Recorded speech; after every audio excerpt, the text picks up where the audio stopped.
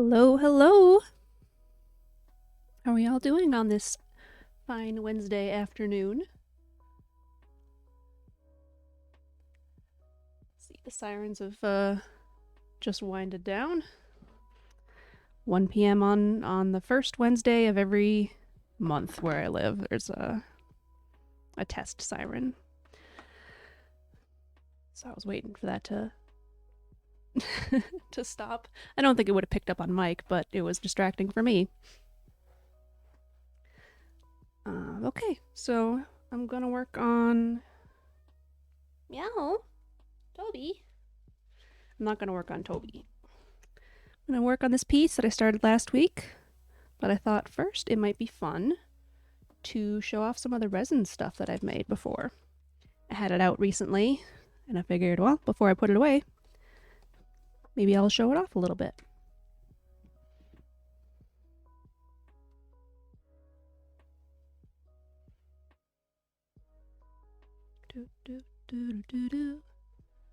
Toby, you're not supposed to be up there.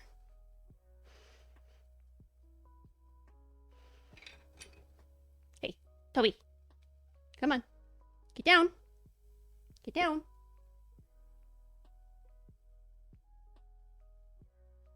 He's doing it very slowly, but he did. Thank you, dear. He'll probably hop up here at some point. Where to start? Where to start? How about with these crystals?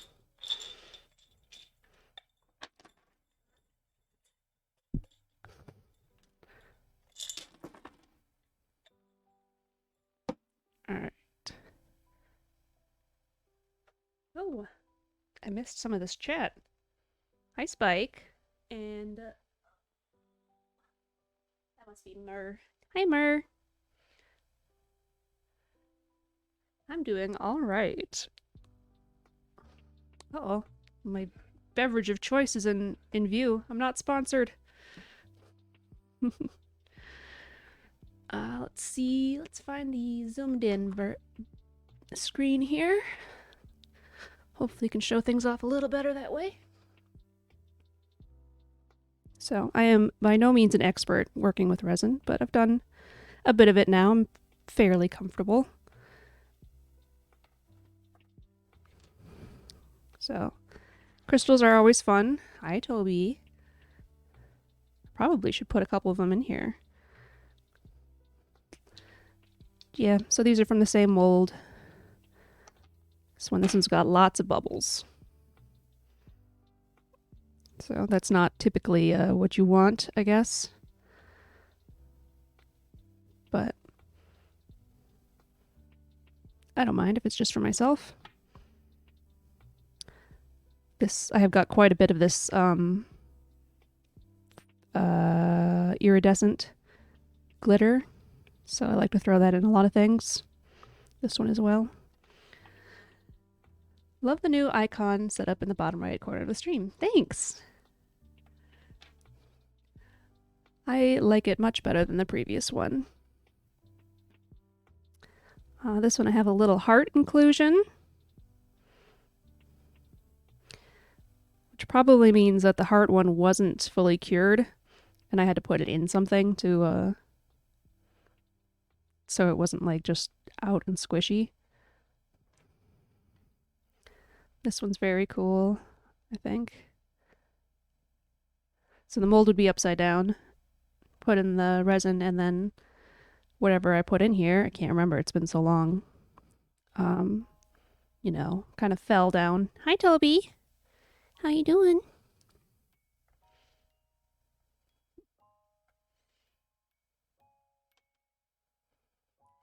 Of course, I can't see what's going on now. There's a big old baby in the way.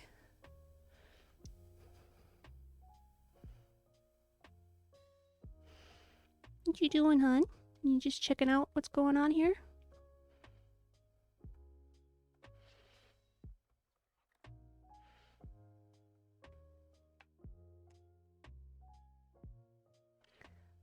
These ones look really nice. I like this shape a lot, but it's very difficult to get it out of the mold. Hi, hun. Let's see. I think this mold has the hole in it, but this one I would have drilled through it. Lucky to happen to have a drill press at home. It's very dark. I think everything pooled up at the bottom.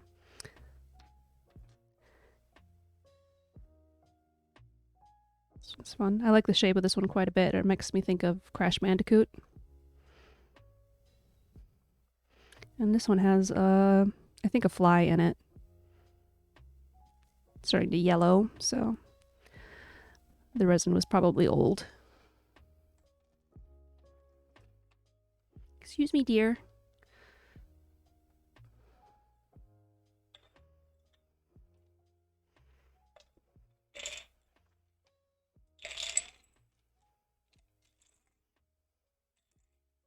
Oh, I missed this one. This one's a bit funny. Several things I have. Don't chew on that. That's not for chewing.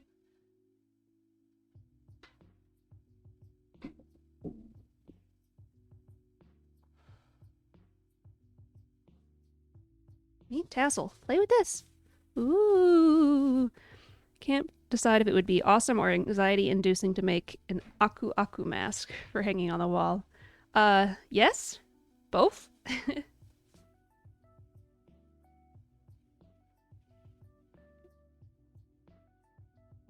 can't tell if I'm distracting Toby or not. He's directly behind me. So oftentimes I'll have made too much resin for a project that I'm working on, and then I'll just have spare molds out to pour the extras in. This is an example of one, and I know it is because this entire batch that I did is incredibly not cured. And then this would have been excess from another time. So this is what happens when you don't do it right. It's not what you want.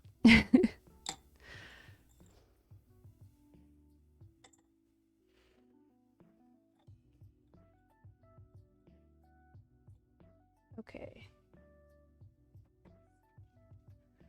So these other ones that I have pulled out.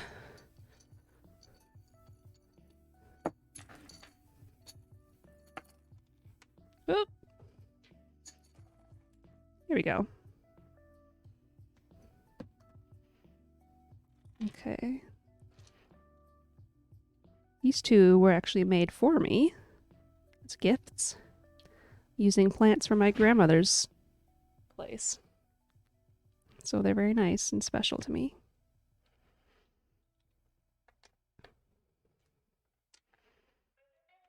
Just more of that iridescent. I like these molds, are very cute, and I've painted on the indented spots so you can actually see their faces. It's always so shocking to see it bend so much without snapping, huh? It looks really normal, rigid. Yeah, the shape looks strong, but that one is not. Let's see, here's another one. This one I think Spike did. Similar face as this kitty. Let's see. Paw prints are always cute and fun. A couple of those.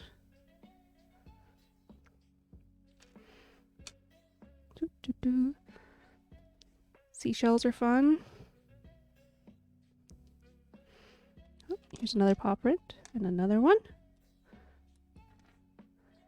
Here's a little cute kitty.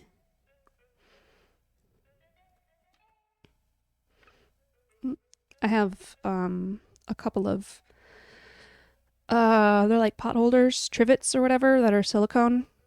And I'll have the molds resting on those so I don't, if resin overflows, it doesn't go everywhere. And a couple of them are honeycomb patterns, so I get these as like excess is poured out. Stars and moons, of course, are very fun. These little ones are difficult to show off here, but this one's got sprinkles in it. Lots of stars. There's a moon. Here's the same mold here, but I have an inclusion of a clear star. It's difficult to see again. This one looks like it didn't. No, I think I filled in the back. I think it was dipped down. And then I filled in the back, and then it curved up as it was curing. So, not great. A little heart. I like these ones a lot. They look like little cookies, chocolate dipped cookies. We got a rabbit and a bear.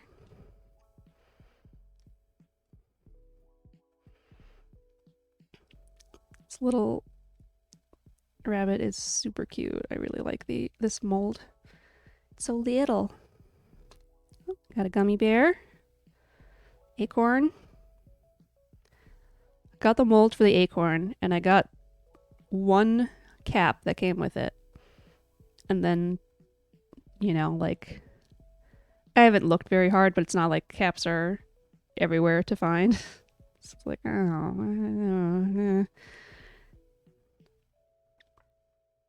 I kind of want to use real acorn caps, but finding the right size in a good condition would be difficult. It's just a fun ghost one. Not a interesting color or anything. Little spaceship.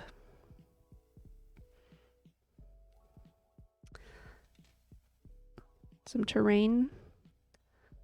This one's cool because all the colors stayed on the bottom, but when you look at it on the top, it's refracted into all of the shape.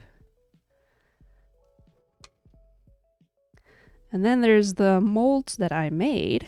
Oh, I missed this one. Little Sakura. So I have a probably not genuine Native American arrowhead that I made a mold out of. Just use some of the iridescent stuff. I got a few carved rocks, I think at the state fair. And so I made molds out of those. This is one of them. I'm sure I have a few more later. Oh, here's another paw print. And then this was a bead from my childhood. It used to have a tube on the back, so you'd string it through that way. So I was able to make a little duck out of that. That's fun. Let's see. Mer says, oh, that terrain is neat. Yeah. I don't know like what to do with it other than it looking cool, you know?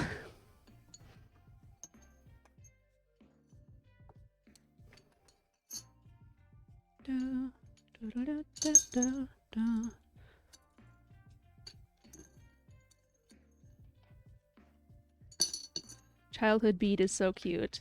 Yeah, I guess fridge magnets would work.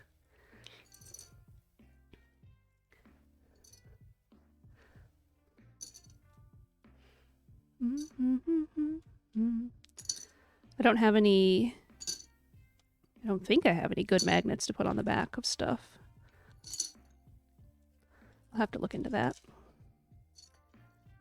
That's what I used the puzzle pieces we made together for. Oh, fun!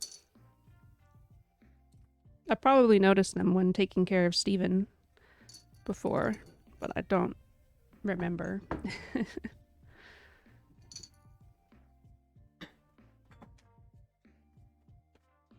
Okay, let's take these big ones out. So for my first resin pour experiment, I was super eager and I didn't think about the math, and I made double the amount I needed because it was a 1-to-1 ratio, and then I had like, oh, I want this much, so I need this much of both or something. I don't know what I was thinking, but I had way too much. Didn't know what I was doing. Had lots of nature inclusions and stuff, and it was in this hexagon mold, and I put everything kept floating up, so I grabbed some rocks, and they're sealed on rocks now. So these are the two best looking ones out of that group. Here's an example of what I've done with some of the soft, squishy things. So just threw them into a big honking soap crystal mold.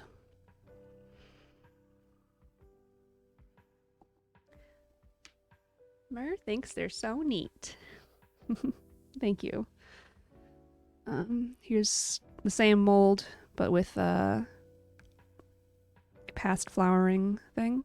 Lots of bubbles. Still getting used to that with stuff.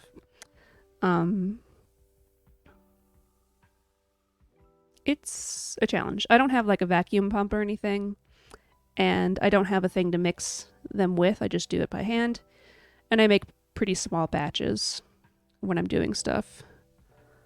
So I'm working on it. I'm getting better. Let's see, here's just some honey colored ones that I had poured in here. I wanted to put some of the honeycomb in there, do something with that, but I haven't decided what yet.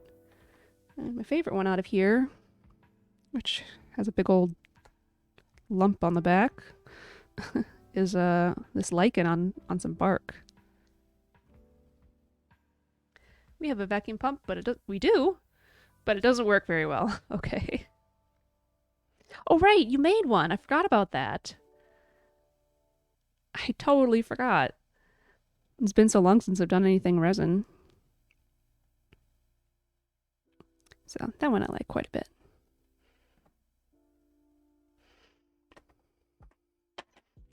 All right, one last container, but it's a doozy.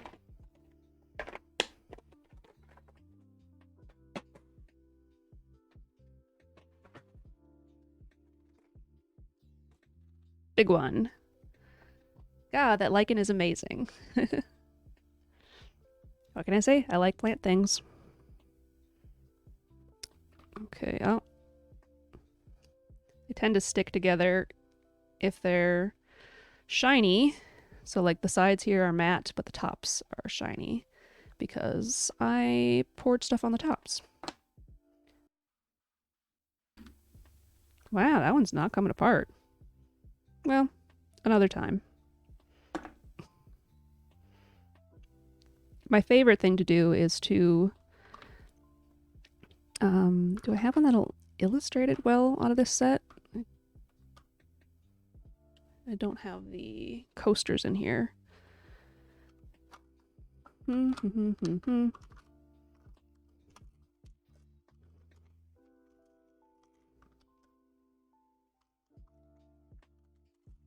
Eek, I don't know if I have anything that's going to show it off really well. So my favorite thing to do is to have a slightly deeper... I mean, it works with shallow things, but like you get cool effects with deeper ones. Slightly deeper mold, pour in a clear base, and then use alcohol inks and a specific kind of white non-alcohol ink. So you'll drop the alcohol on top, and then you'll put the white paint on top of the alcohol, which will push it from on top through the resin into it. Otherwise, the alcohol would just stay on top. And it creates these incredible, very organic looking designs. And the shape of the mold you have will impact how it looks. This one. So this is a puzzle piece. This is one where it didn't go down hardly at all. So I didn't put enough, and there's a gold flake on there. I didn't put enough of the white ink on, but it still looks cool. Just not exactly what I was going for. Here's one. It's difficult to see because of the complexity of the mold. But you see the back has all of the ink and the white paint on top. Here's one where you can see it on the side pretty well. So like all these droplets or globules. But you can't see it on top very well. Oh, uh-oh. If you have too much white paint, this is what happens. So it looks kind of cool, but not nearly as cool as it would have looked if I had used less white, I think. Blue drops look like mushrooms. Yeah. Oh, and you're using the coasters you made at your desk right now. Right, meow.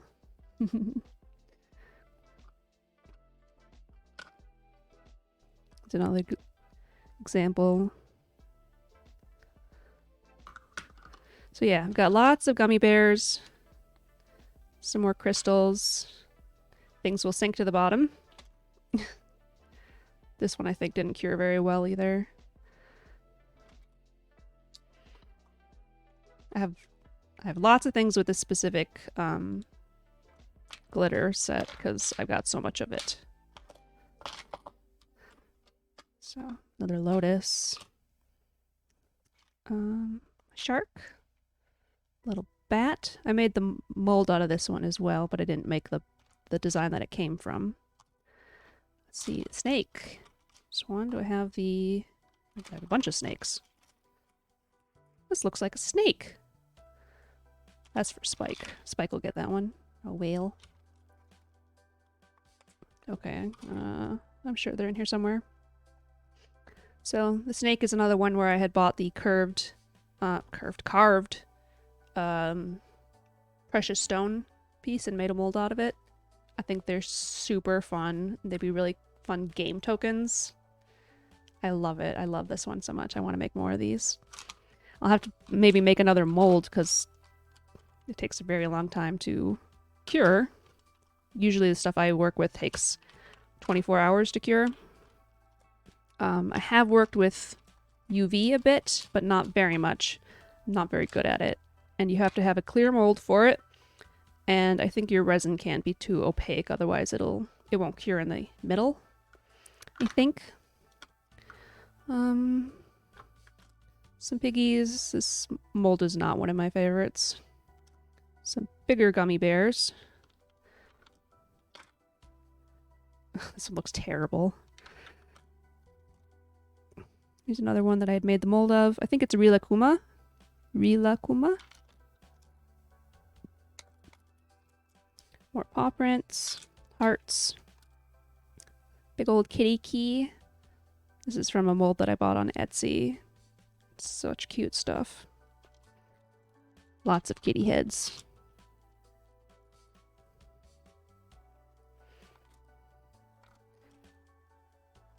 Moons. This is for a shaker mold. So you're supposed to put glitter and stuff. I don't know why this motion happened. You're supposed to put glitter. Yes, spike, spike, spike, spike. It looks like a snake. Yeah, you're supposed to put glitter and things in it, and you can put glycerin in and have a piece of plastic that's clear to go over the top. And you'd seal it that way, and then you can shake it and seal the things. The one time I tried with glycerin, it was a leaky, horrible mess. So I haven't tried it again. And I don't have like the pieces for the top. I'd have to cut some, and I'm lazy. Shells. Do, do, do, do, do, do, do. I have a lot of molds that I don't actually care for. I should probably give those away.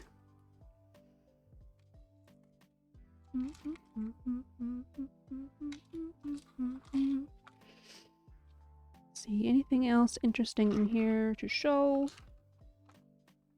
Probably not. Alright.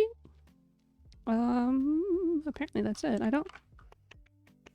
have a kitty and a squirrel one that are like the snakes, but I don't see any of those pieces in here. This is the stuff that's like doesn't need any work. It's complete and ready to sell if I decide to sell it. So I guess none of the cat ones are ready to sell. Like they either have a chunk missing and I need to fill it, or I need to sand it down. Things like that. Uh-oh. There we go. All right. Woo. That was an adventure. Clonk. Time to get to work. Oops, I left these out. All right. Brought it back out. I want to tape it down this time, but I'm only going to bother with the corners.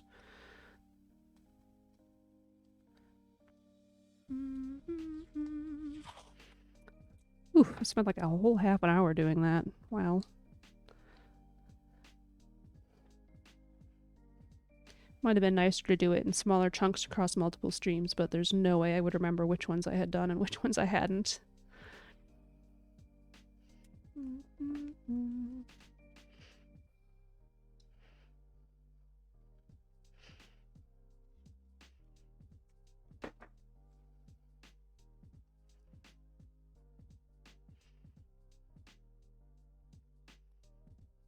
So I did do some prep in between.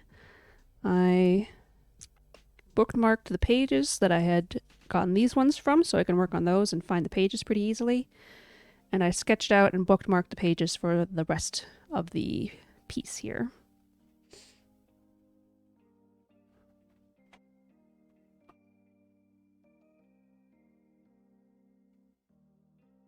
Oh man, I really have to crack my back and it's not going.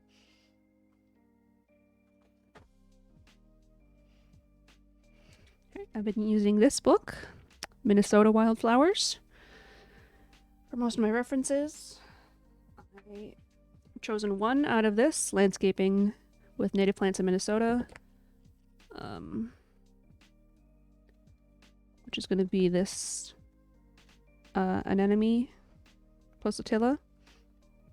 So I might do that one first today just to get this big chunky book out of the way.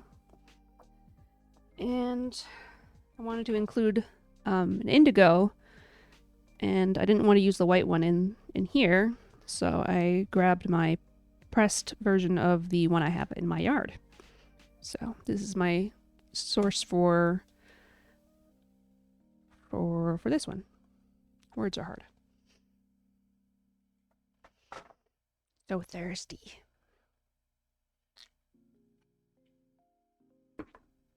Bum, bum, bum, bum, bum. Okay.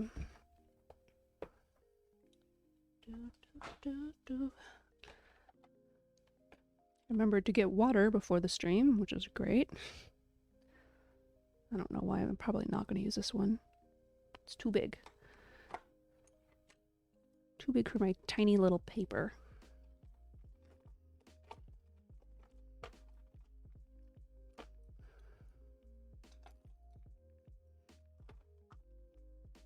You know what?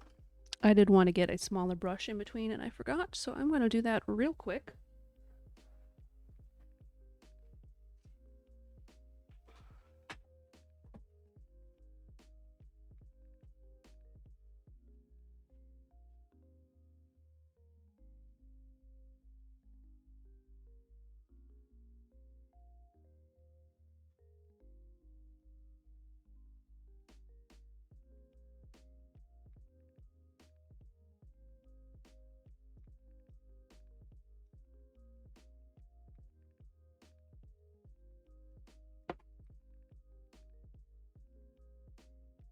Okay. Okay, instead of finding it in the other room, I just brought my things in here and I'm gonna look through here quick.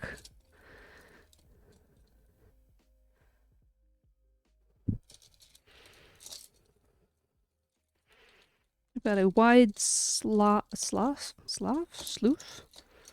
trough. Oh boy, words are not coming to my brain today. A wide variety of mostly really cheap paintbrushes and a couple ones that I've spent some money on. I find an example of one that I've spent money on. Probably this one, Princeton Art and Brushes.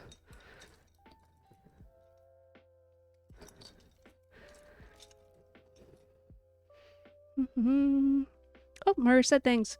I went to grab my snack and came back, and I am so excited for this. I have dreams of tattoo sleeve chest piece set up with native Minnesota Minnesota and Wisconsin plants. That's very cool. And you have another tattoo commission to set up with me. A smaller tattoo since the sleeve is a long way out in my life at the moment. Yeah. Also, did you turn the zoom off? If you didn't, it might make the stream a little clearer now if you want to. I do want to be zoomed in for this piece. Is the focus off? Oh dear. Spike, tell me if the focus is off. My vision is so bad I can't actually tell. I want to be zoomed in for this because the piece I'm working on is so small. So I feel like you can't even see what's going on when I don't have it zoomed in.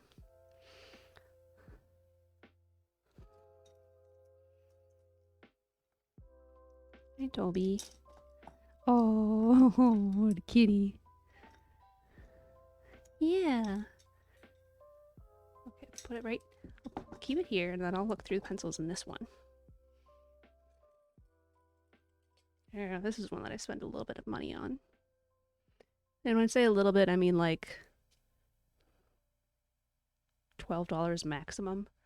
The focus is fine. The focus is fine. Okay, it just seems blurrier than when it is not zoomed, but that's okay if you want to stay. Just put my fingers in the water.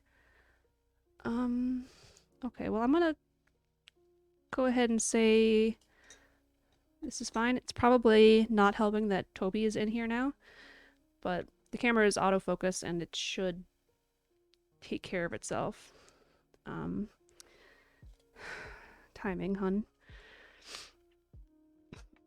Well, everybody likes the kitty more than the art anyways. Owie, owie, owie, owie. Thank you.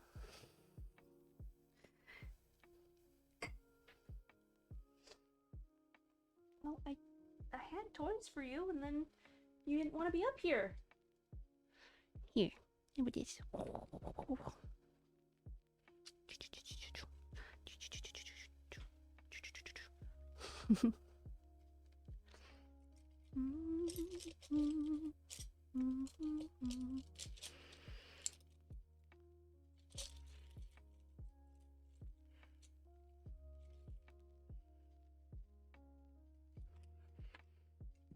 Uh-oh. Bumping into stuff.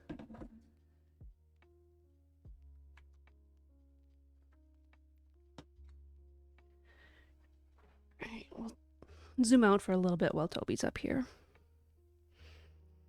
I might blow the candle out to make sure he doesn't get singed. Here you go.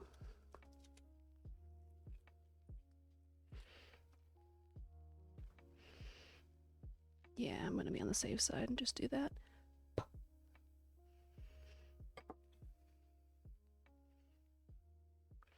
Let's see, Spike did install a Logitech software, but the camera should be detached from the software. Okay. I mean, it seems fine for me, but also my vision is terrible.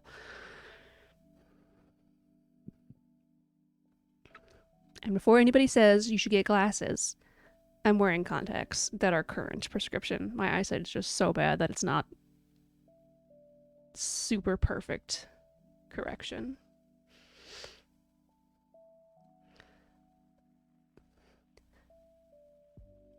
You have like a little tiny bare spot on the back of your foot, and I don't know what the deal with that is.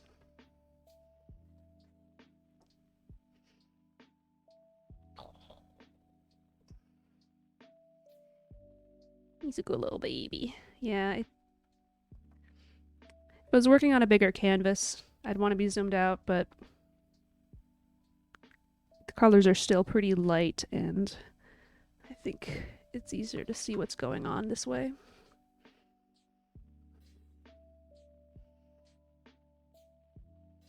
This mouse?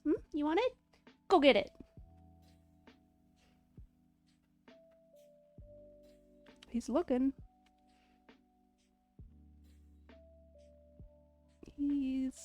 No, he decided against it. All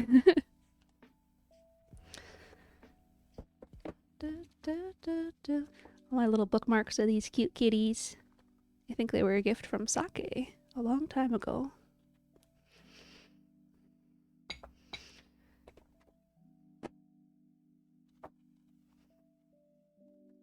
Okay. Toby, come here and sit on this part of the book so it stays flat. I can put my lunch on top. There, that'll work. Okay. I'm going to be continuing to use this watercolor set that I have, a custom set from Regina's Watercolors. It could be pronounced that way, it could be pronounced Regina. I just could be totally wrong. It's got a pomegranate on it. You can go to reginaswatercolors.com, I think it is, to purchase your own if you like it that much. I like it quite a bit. It's full of cat hair because, obviously. I think I made a custom set at the time because I wanted specific tones, like an overall whatever, but like there's a couple of them in here that work really well that I don't have in other sets. And if you don't like a dirty palette, sorry. I can't help it. Go somewhere else. We're not looking for perfectionism here.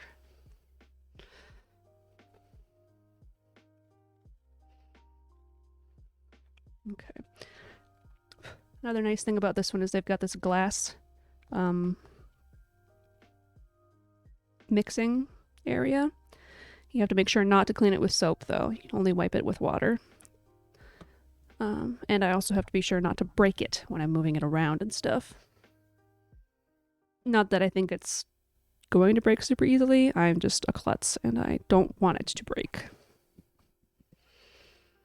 Okay, we're going to work on this pasque flower. Pulsatilla patens. I wonder which name is current under what.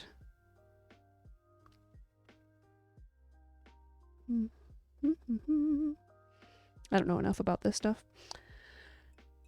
Okay. This one. This is the one I want to work on, which is perfect because then I'm going to put my hand in it all the time. Okay. Purple is pretty close to these mixed up. I should get a bigger brush to mix them with. We don't palette shame here. Palette? In this instance, we would normally spell it P-A-L-L-E-T-T-E, I think. All of the extra things in there. Okay, this one's supposed to be my dirty water cup, and this one's supposed to be my clean water cup. We'll see how long that lasts. That's blue. I want this purple. Too much. Hi, Toby.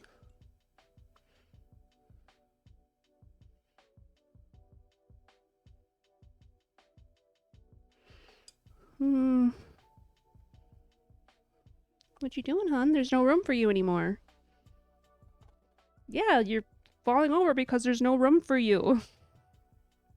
Here. You can sit on my lap. Thank you. I mean,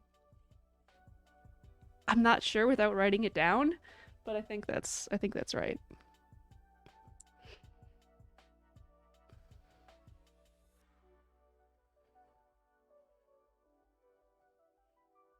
It's pretty close.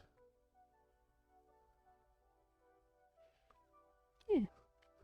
Good enough. I think you might have scratched me a little bit while falling over.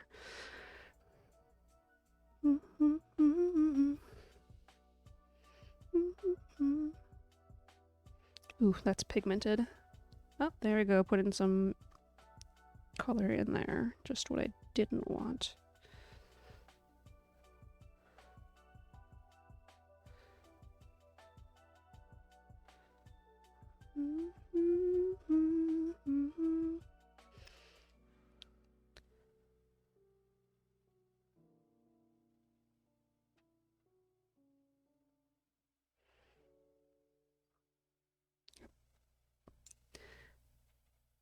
I made the lines so light that I can't actually see where they are very well.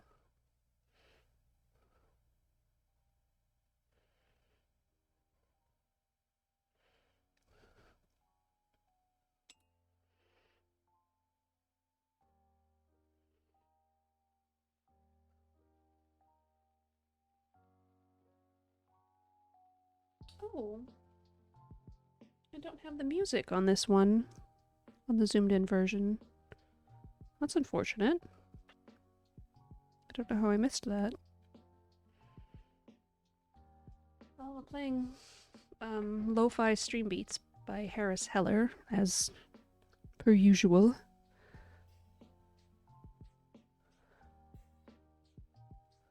Just a playlist on Spotify.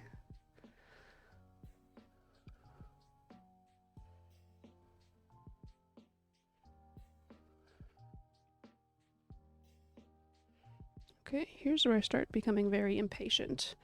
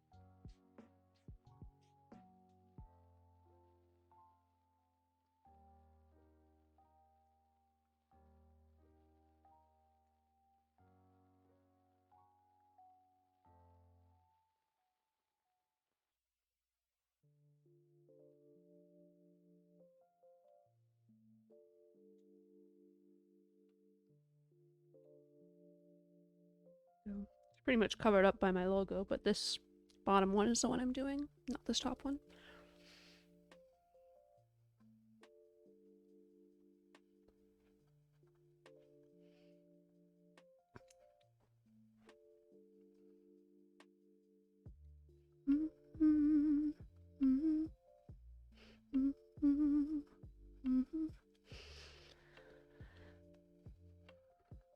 Oh, that's right.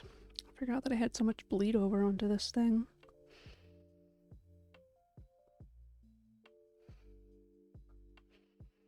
I'll have to see if I can do anything about that today.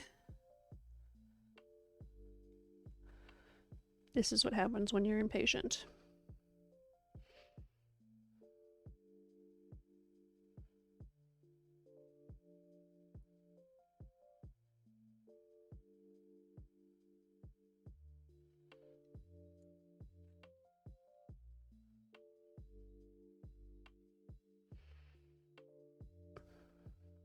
So I'm trying to lift some of the green here by putting on clear water to hopefully reactivate the watercolor, and then I can lift it up with the paper towel.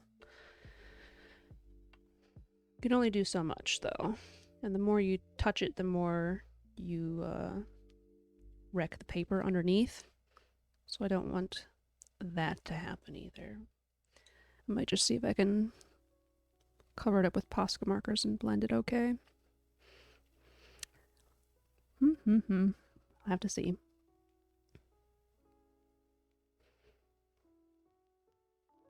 Dual wielding.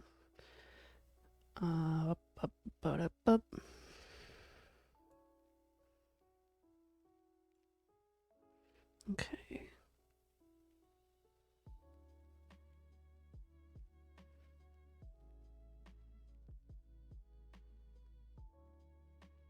It's a pretty good color. I also need a hint of yellow green in there. Right about there.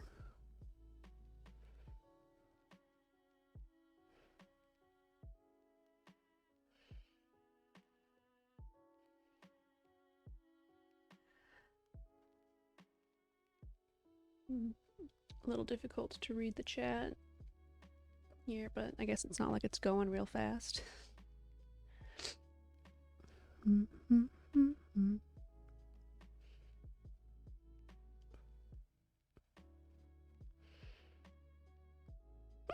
Excuse me.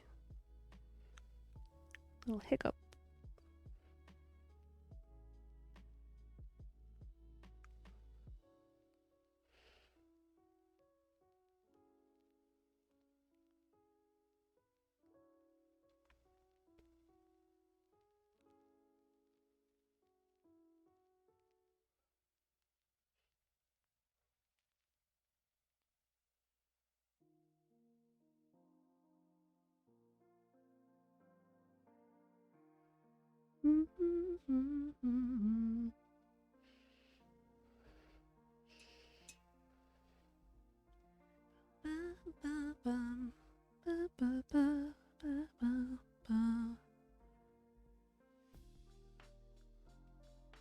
Yeah, it's probably close enough.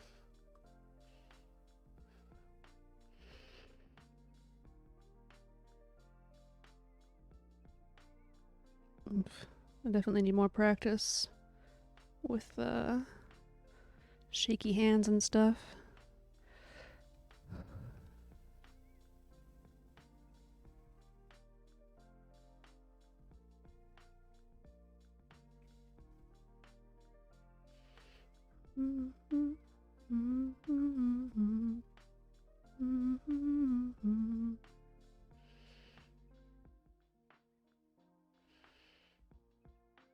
Man, do you guys ever have so many ideas that you want to work with that you're like paralyzed by doing any of them?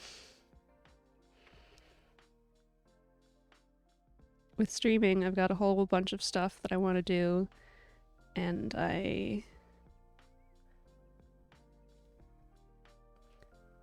don't want to listen to Harris Heller for the rest of my life, I guess.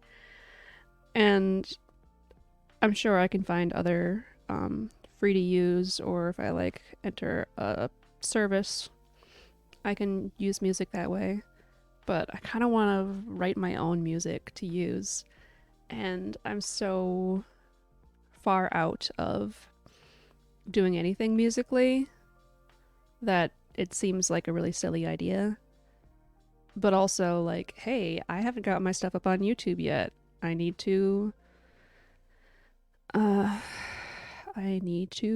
videos and put those up there. And I've got the very basics of DaVinci resolved now, so I can just start working on that and looking up stuff when I need it, but I gotta sit down and do it, you know? And then I just, my mind keeps wandering back, like, oh, I should do that, or, like, well, maybe you should focus on the one thing that, you think is kind of important right now. Got time. It's not like I don't have time to work on this stuff, long-term speaking, but, yeah, I don't know.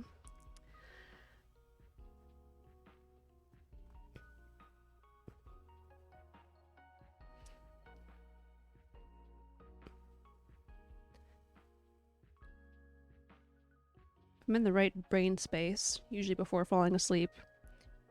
Music will kind of just flow around in my head, and do whatever.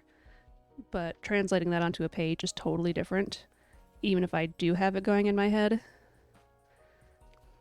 I'm not skilled enough at any instrument to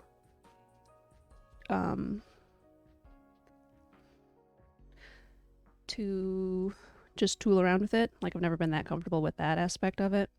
And I certainly don't have perfect pitch. So I have no idea what, like, I couldn't tell you what note something was.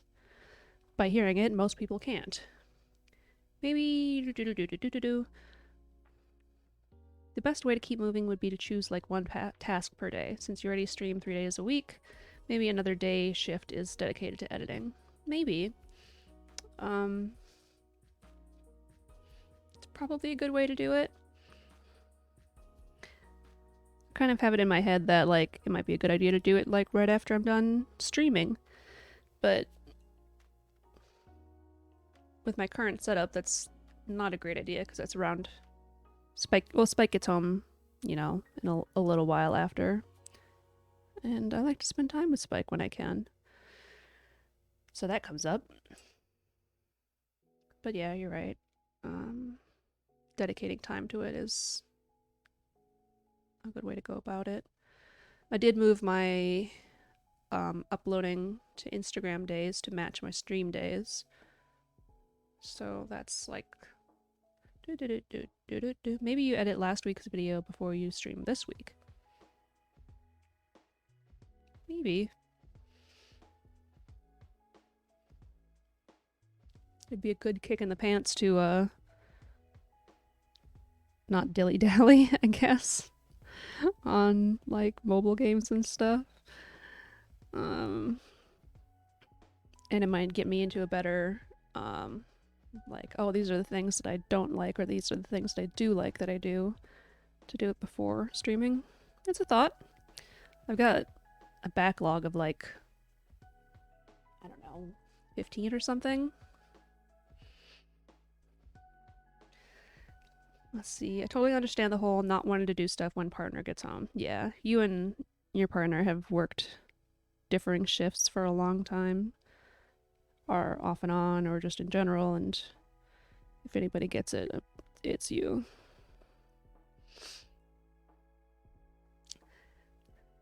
It's nice to have energy to do other things. Like when I worked 9 to 5, I just wanted to sit on the couch whenever I got home. And that's it. It's like, I'm done. I have no more spoons. The spoons have been used up every day. And then there's a whole like, oh, you're supposed to get things done on the house during the weekend or whatever. And you're like, I'm just trying to recover from the work week. I don't have spoons to be out with people.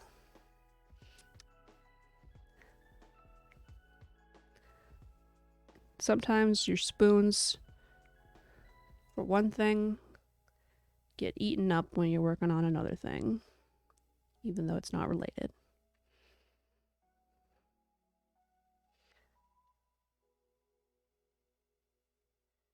If anybody watching does not know about the spoon theory, I could not tell you where it came from. Some psychologist probably. But it's essentially that if you were to hold a number of spoons in your hand, you'd have, you know, a certain number associated with any task you can do. We'll say in a day. So like I have 2 spoons for socializing today, and I have 3 spoons for doing house stuff. And when you do those things, the spoons get used up, they go away, and then you're left without any spoons, and you're like, well, I can't go out tonight. I used up all of my socializing spoons. I'm exhausted. I'm done. You know, like I can't interact with people right now. And sometimes it's like that dramatic, and sometimes it's like, I just really don't want to. And everybody's spoons for everything is different. And yours can change over time. And yeah, my spoons for socializing are very few. My spoons for doing creative art stuff are very high, because I've been working at it for so long. My spoons for doing magic eye stuff are pretty low. Spike. Spike tried to teach me to do magic eye stuff this weekend. You know, like, they were really popular in the 90s. And I've never been able to see them properly. So there's apparently a couple different methods, a couple different versions of it. And I know how I'm supposed to do it, but like the eye fatigue happens so early for me that I can't like practice it very well. Jump has no spoons. For nothing, never. Yeah, I feel you.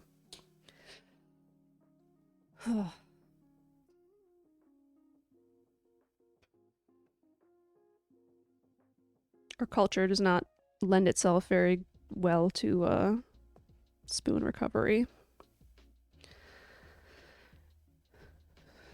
Very, you know, you need to get all the things done as fast as you can. You need to work overtime so you look good at your job. You need to this and that, and if you're not going above and beyond, you're not doing well enough. You're like, okay, well, come on now. It's a ridiculous situation that our culture expects out of people. Let's see. Murr found that some of the things I've started doing in the past few years have helped my spoon reservoir go up, which is great and makes the work worth it, I think. Lol. Yeah, for sure. I'm sure therapy can help a lot of people with spoons in general, and exercise can help people a lot. I have no spoons for exercise. Let's see. Self-care has been neglected societally for so long, and I'm really glad people are starting to be like, yeah, F that. Yeah. Hi, Yvonne. I appreciate you lurking. And I appreciate your love. Your love. Your love and support.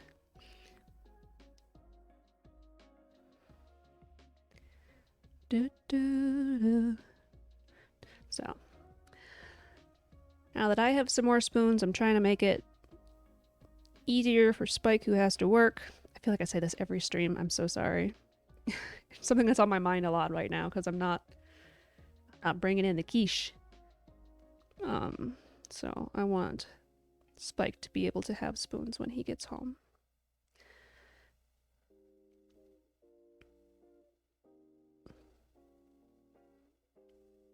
Oh, shoot. I need to do stuff with unemployment. I totally forgot about that.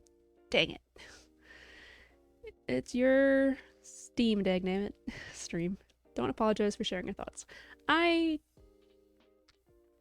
little self-control can be good.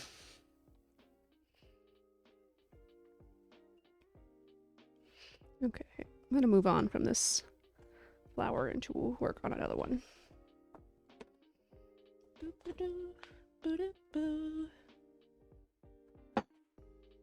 Clunk, oops. No worries, I figured it out.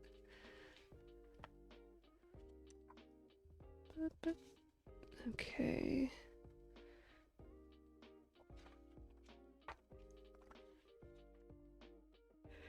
Ooh, the Dutchman's breeches. Well. Sure.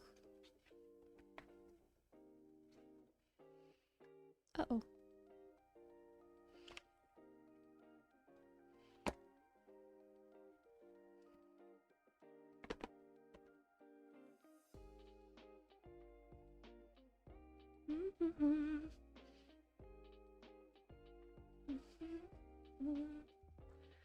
Okay, once again, I'm cutting off exactly what I'm working on, but I ain't got that much room here, and the book's not that sturdy.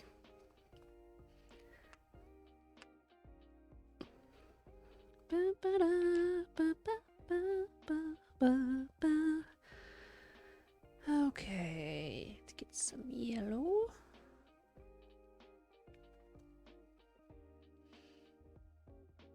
And some white, because I am not a purist when it comes to watercolor.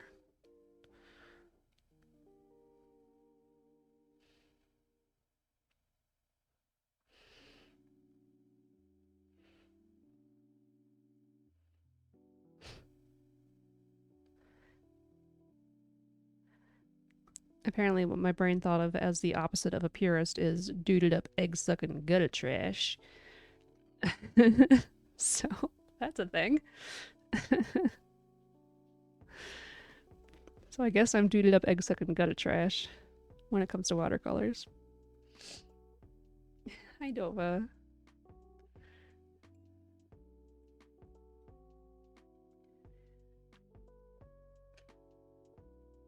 You here to chat, or are you just lurking today? Just lurking. Lurking was very nice, and I appreciate everybody who does it. Oh, you just woke up? Nice. Well, I was going to say it's pretty late, but I don't know where you live. No, I do know. Do I know? Yeah, I think you live nearish by me. So it's pretty late.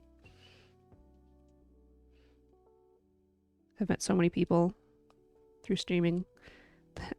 Mixing them all up pretty easily. Oh, I forgot. Again, I always mean to thank people who sub in between streams, and I forgot to thank Mr. Redbeard for not subscribing, following. Thank you, Mr. Redbeard. Let's see, you are a night owl. Shy works closing shifts, so you sort of exist in the dark hours. Yeah, you're They came across very poorly when I said you woke up late. You're allowed to work, to live whenever you should live. I'm also a night owl, but I'm trying to work against it. Because I like sunlight also.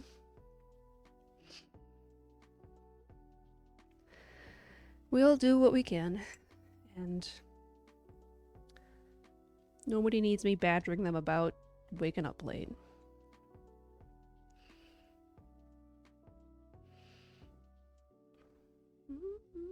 It's fine. I did wake up late. I overslept and I didn't set an alarm. You live dangerously. You...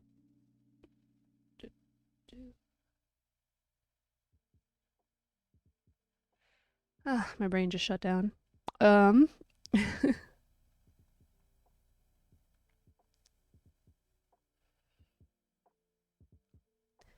I hope your longer rest than normal was good.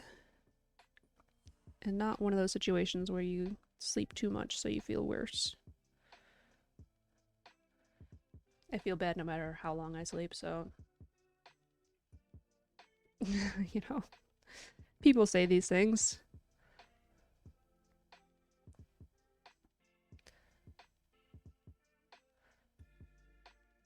I think a lot of people are with me in the, like, never woken up and felt refreshed.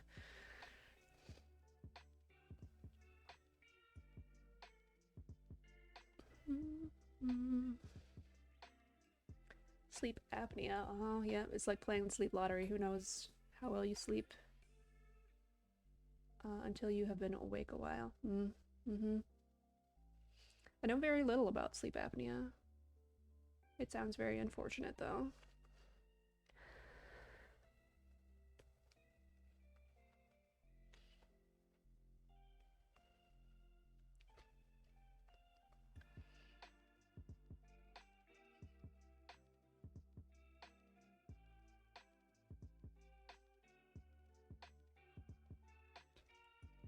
Nurse says it's hard. I was lucky mine went away medically as I changed. Wow. Yeah.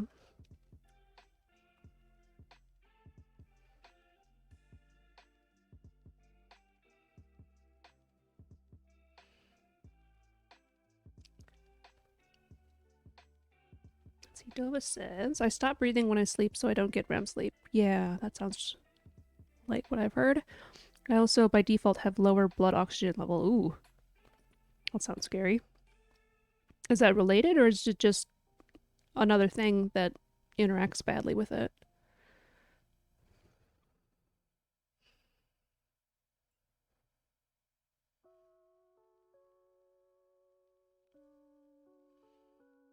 Related. You've had it since you were an infant. Wow. Ugh.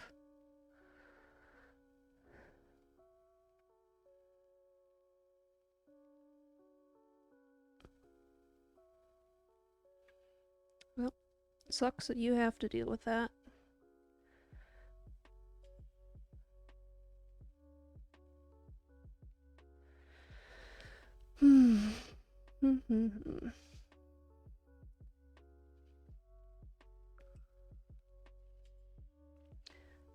It also means you can outsnort anyone. Wow.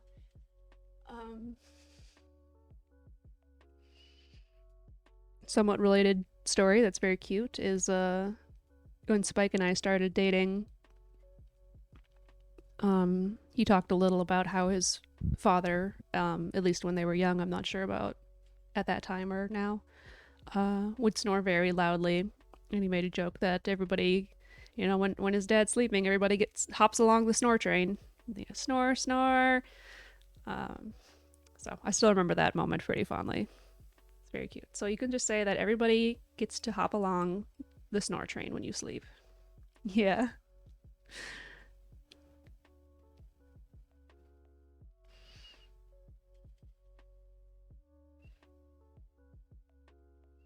See, I don't remember anybody in my family snoring very much, but I do remember that I had a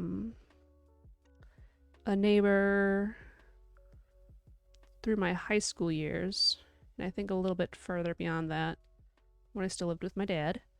Well, and in high school with my mom as well. I had a neighbor whose driveway butted up against our windows, the bedroom windows. Sorry, the bedroom wall. We didn't have windows there. Nice bike. And this neighbor drove a semi and would keep the semi at home. And by home, I mean his girlfriend's place, because the homeowner was my friend's mom. And there's a lot of baggage with that. That's not anybody's business. But the guy, who was a scumbag,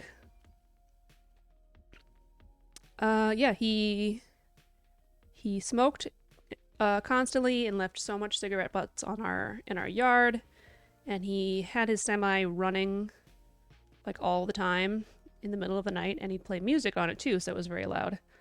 So we all lost a lot of sleep from that. I don't remember if my parents ever called the cops on him, but other neighbors definitely did.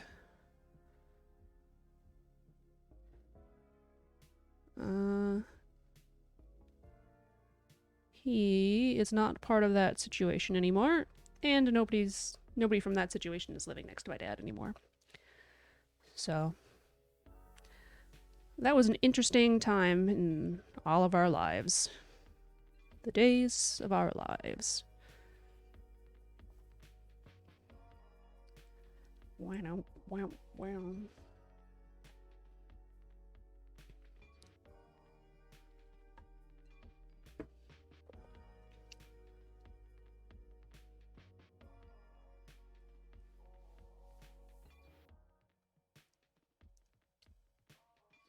I was lucky not to know a lot of scumbags growing up. So he was like the only person that I thought, like, I would not care at all. I would have no remorse if this person died. I'm older and wiser now, but more jaded. Let's not talk about scumbags. Let's talk about something else. Dova feels older, not sure about wiser. I was very naive, I guess, as a youngin'. I didn't have a lot of exposure to things, which was probably very nice for me. I also grew up fairly privileged, white, upper middle class. Didn't have much to complain about. Do do do do do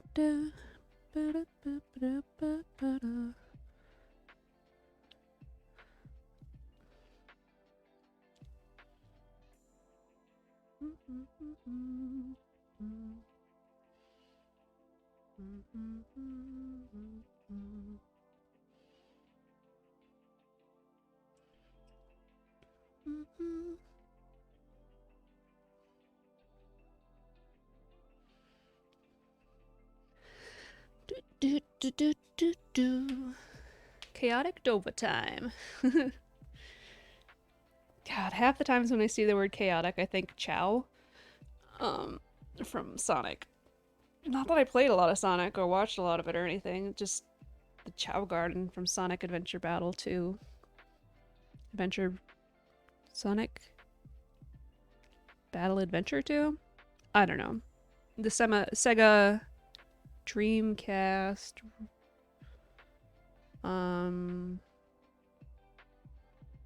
port to the GameCube that had the Chow Garden. I was real bad at the game, but I played in the Chow Garden.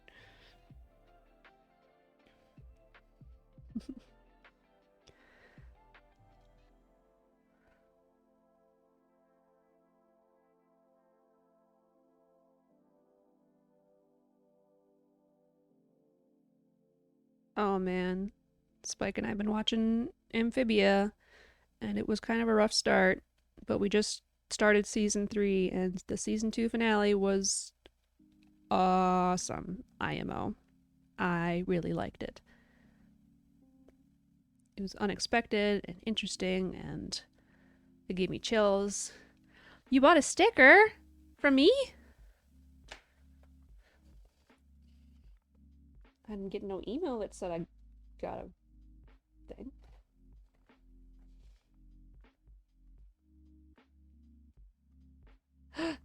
What sticker did you buy? Come on. Come on. Keyboard, please.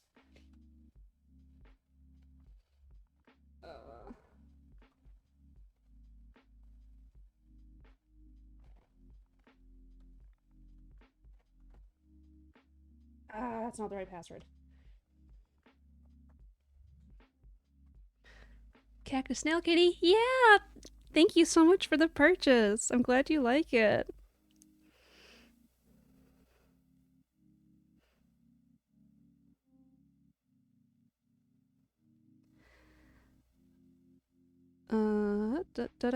That one was one that I made when I was, I took the original Pokemon Blue and Red sprites because there was only like, I don't know, 10 of them or so. She'll soon be my little friend. I'm so excited. Thank you. Yeah, I took those sprites and then I designed my own Pokemon around them. So that one was from that set. I didn't like most of them enough to make them into stickers, but I did like that one. So I'm glad you like it too. That's so exciting. I have to put more stuff on Redbubble. I've basically finished what I was working on yesterday, the celestial desk mat. But I gotta like look at it a couple times when I haven't been looking at it for a long time to make sure I am happy with it and I don't want to make any major changes. That color is not what I thought I had on the brush.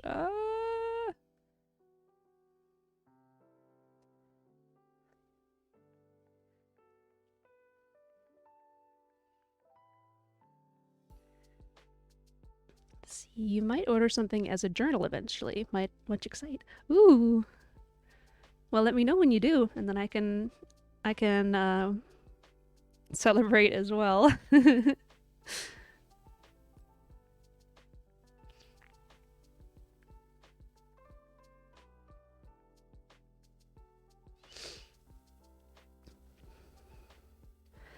Okay, we did the Dutchman's breeches. I was working on the Rattlesnake Master. I should probably do this anemone thingy before I do the Baptisia. I'm trying to do the stuff that I've set up on top and work my way down so I don't accidentally cover up something that I wanted to be in the foreground.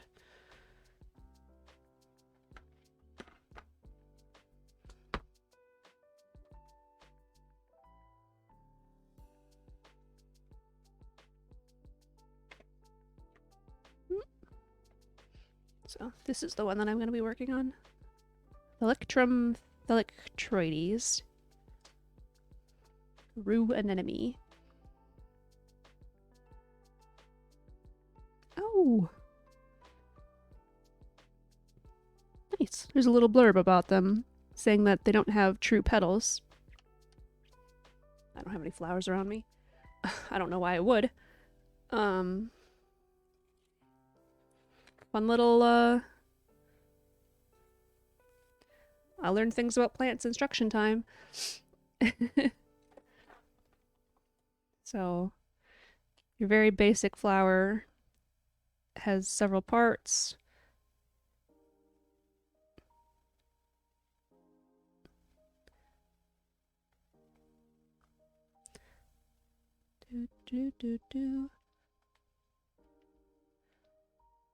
Okay, so you got the stem, you got the ovary here, which is shown here, and then the female receptacle, and then the male anthers and I don't remember that other word that's got the pollen on it. And then you got these sepals, I think, and then the petals. Obviously, flowers look very different, and these things appear in different ways. With fronds like these, who needs anemones? Wow, very good.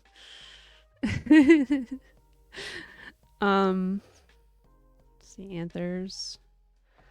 And then, yeah, sometimes a flower will have petals and sepals. Sometimes something will be missing.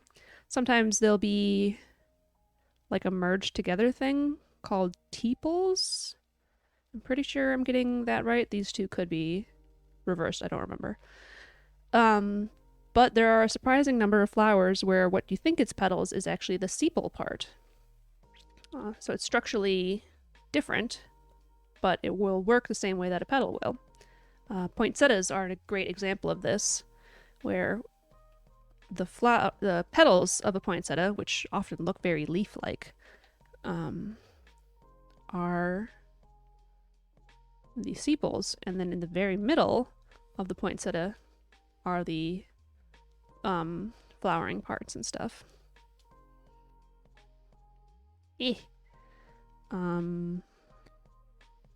Sunflowers, or like this Rudbeckia, a brown-eyed Susan, has two different kinds of flowers to contrast this. They have the middle flowers, and poinsettia could be an example of this one instead. I don't think so, though. They have the little flowers in the middle that create seeds, and then they have these ray flowers on the outside. So the petal is a separate flower entirely. Yeah. Plants have a lot of different things. You were learning and you like this. Oh, good. It's good when you enjoy the learning process instead of are very frustrated by it or annoyed or bored. But yeah, that's what I went to school for.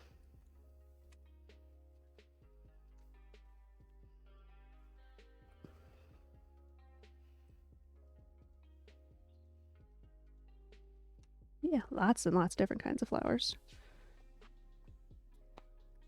And so usually the showy ones with petals are to attract pollinators, and flowers that aren't very showy are often dispersed by the wind.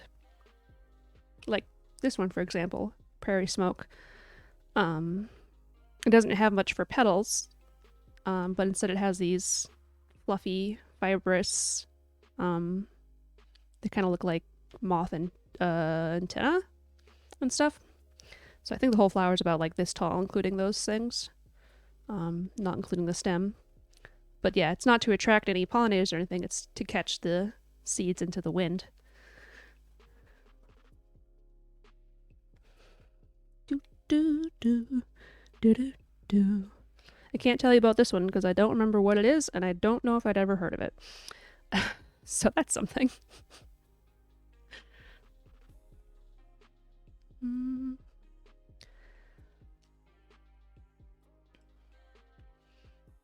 Oh man, fruits. Thinking about fruits is a whole nother business.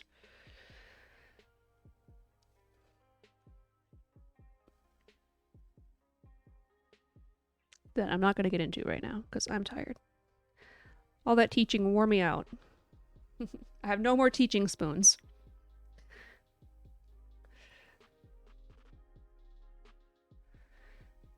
Okay.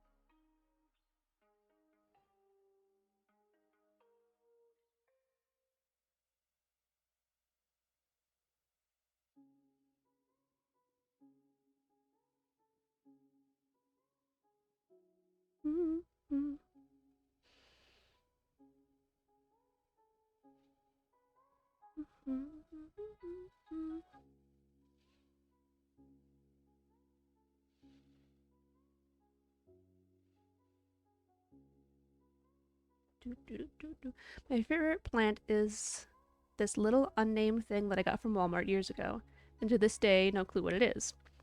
But it has long, thin vines with little leaves that grow off of them. It has an itty bitty pot until I find a big pot big enough, and it flowers pink flowers. Okay. Let's see.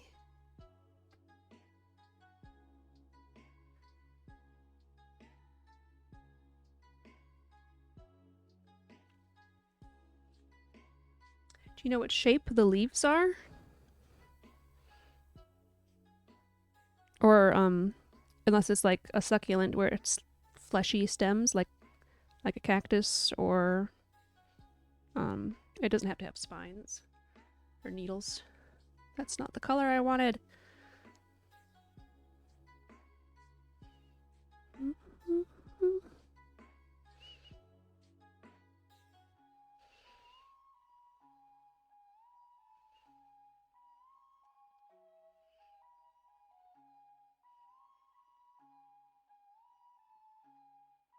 I've made a sale. Look at that. I have a notification.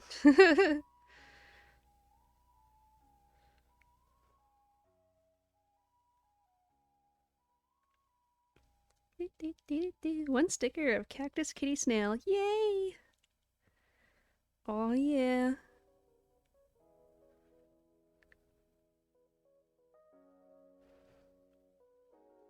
How to explain this monstrous thing? Its vines have to be like 4 feet long at this point. Okay.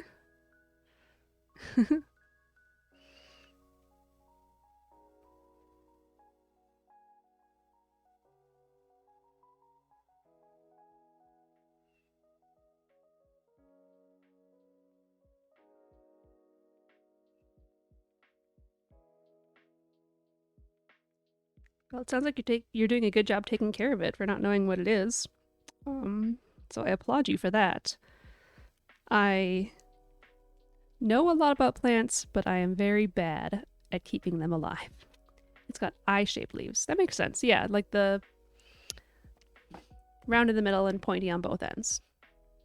What you would think of when you think of a leaf most often, I think.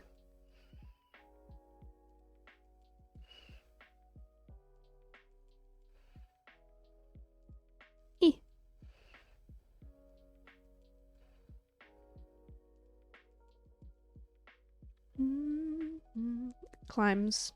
So I put it on top of my desk and get northern sun. Yeah.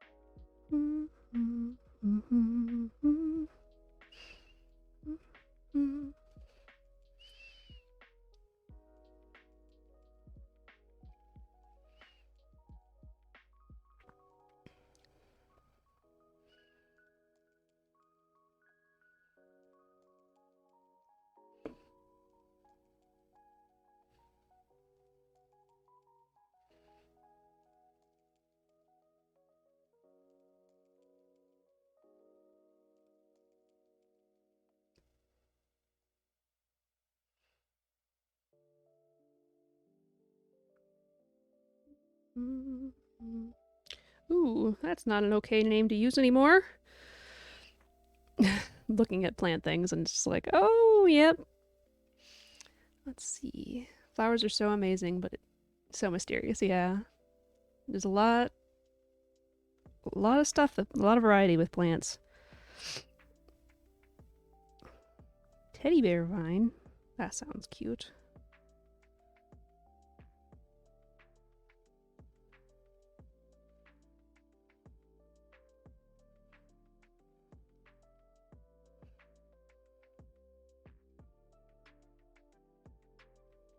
All right. I may look in my off time and ask you, is this it? Is this it? because I'm curious now, but I'm not gonna continue to look while streaming.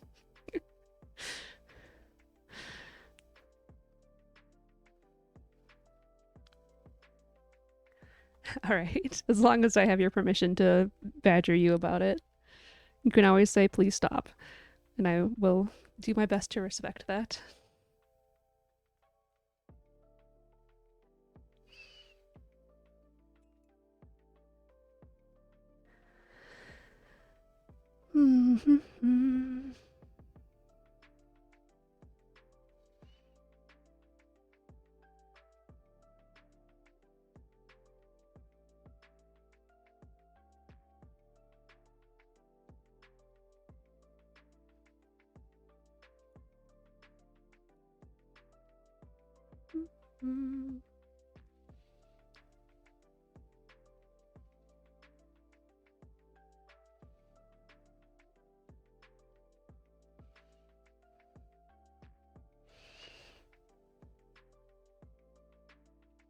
Let's see. I do have a couple plants that are actually still alive right now inside. I have better luck outside.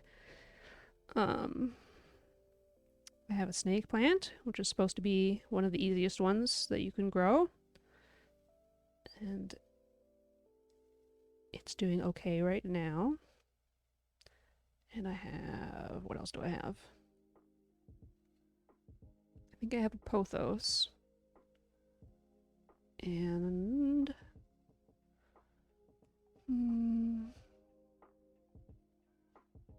wow, I have a terrible brain for this. Snake plants love to be left alone, very independent. That's great because I'm bad at at taking care of them. Let's see, I think I mentioned this plant to Habibul years ago, and they were like, "Ask Kokiri." Oh yeah, there's a baby spider plant in the bathroom and one in a larger one on top of the cabinet thing I have, which is the only place I can like kind of keep the cats off of, which is where almost all of my plants are shoved up there. My mom is really good at plants, keeping plants alive. She has a no, that's fine. That's fine for her. My mom has like African violets all over the place and Christmas cactus. She has what's supposed to be, I think, kind of a special Christmas cactus because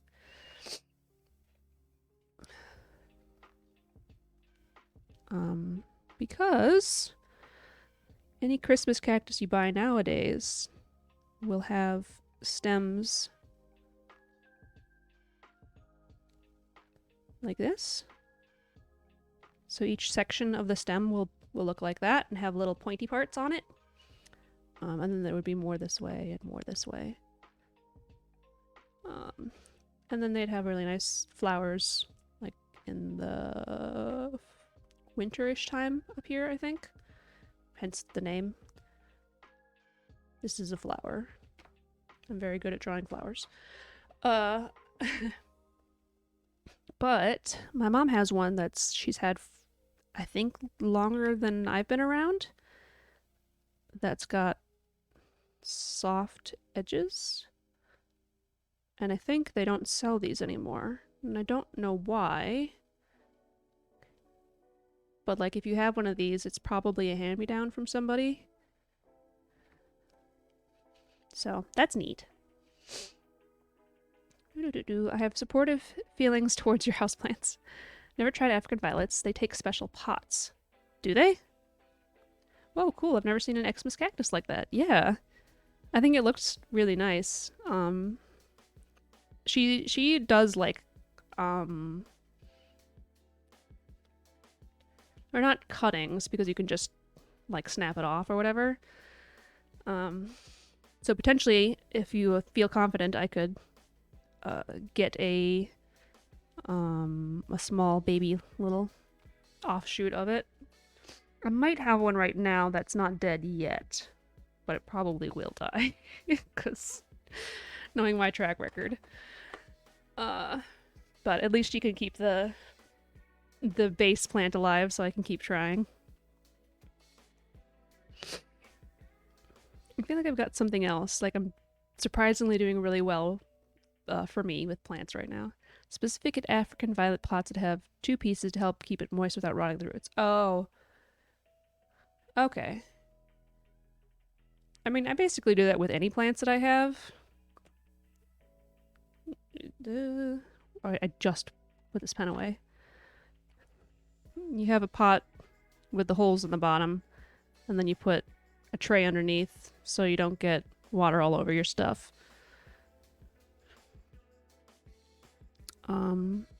But I don't know, it's possible that they have one that's shaped differently and acts in a slightly different way. I think my mom does have some of the ones that are like built together, which might be what you're talking about.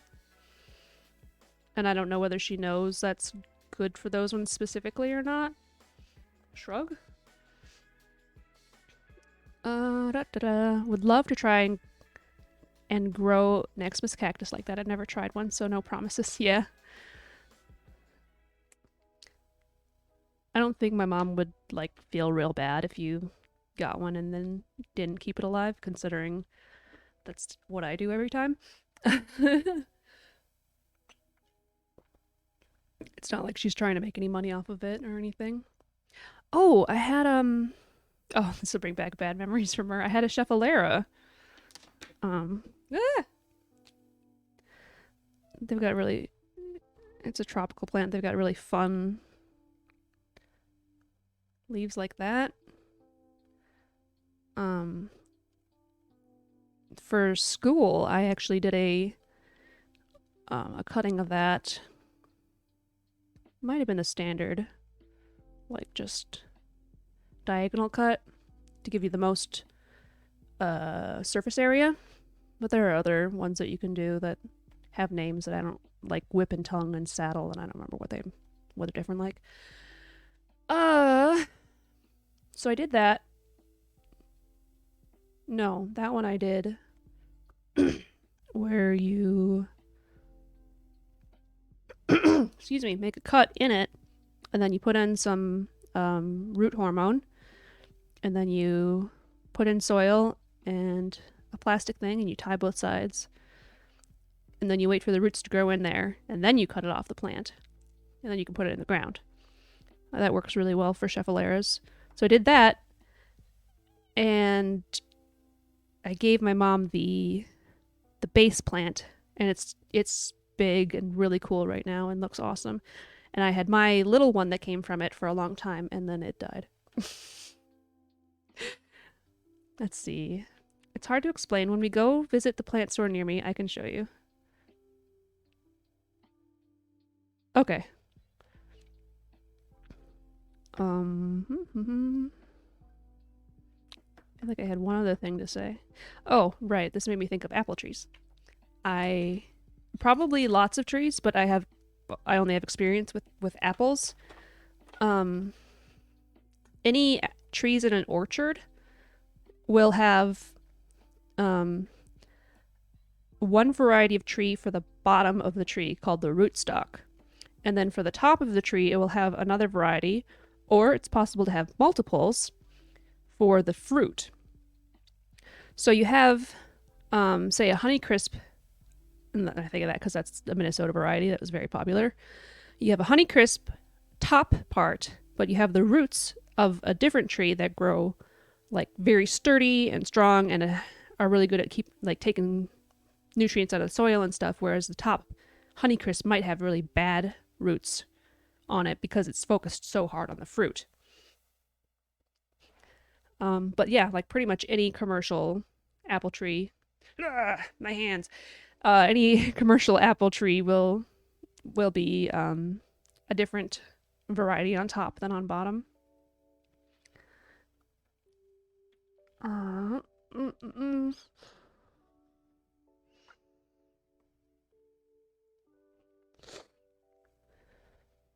Enjoying the plant learning today for real. Pleased and a bit concerned to report that I have no idea I have no idea what bad memory I've shared with you that you're referring to. Oh, it was I don't know how, like, I'll keep it vague, but you were in the hospital and I gave you a Scheffalera, and you were when you were released, you were not super cognizant, and the plant got forgotten and thrown away by somebody. And you were very upsetty spaghetti about it, even though I, only spent like $8 or $12 or something at like a grocery store for it. Yeah, now you remember. I like to give living plants to people because even if they can't keep them alive, sometimes they can, and then they get a living plant for forever instead of cut flowers that only last a little bit of time.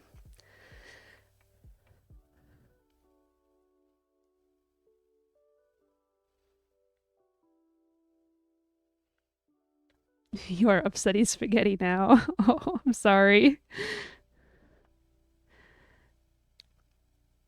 Yeah, I meant to say a little bit of that, but also I don't know why my brain expected you to remember the name Scheffalera. It's not a very common one to hear, at least around these parts. And it kept me good company in the hospital, so thank you again. Oh, the poor plant was sacrificed in your healing. Well, you really needed it, so if that plant had to be sacrificed, I would prefer that to happen. So I'm glad you're doing okay now. Super glad. I think I brought you chili for that visit, too. I brought you chili sometime, and I don't think I visited you more than once. So.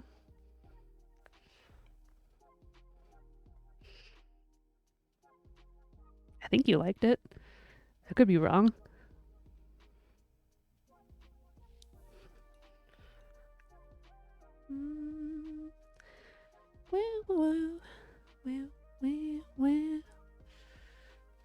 Trying to sing along when you don't know the words or the melody or anything. See, you've come I'm gonna say darn, far sight from 40% chance to live and will never walk again, that's for sure. Yeah. Still have fond memories of eating that chili for sure. Did I bring you cake? Did Sake bring you cake?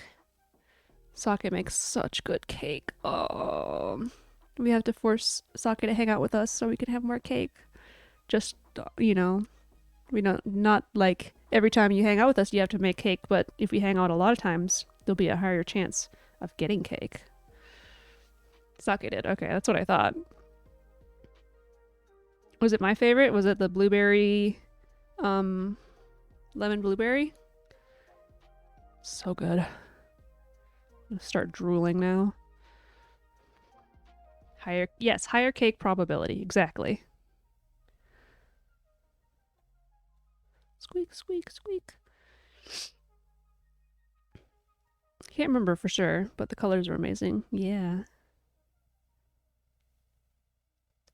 Sake makes the best cakes.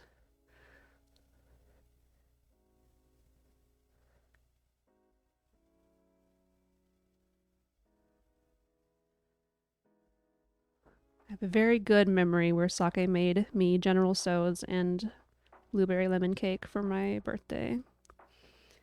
And it was so good. And I brought leftovers to work, and they were so good. See, ombre bright and tasty. Yeah.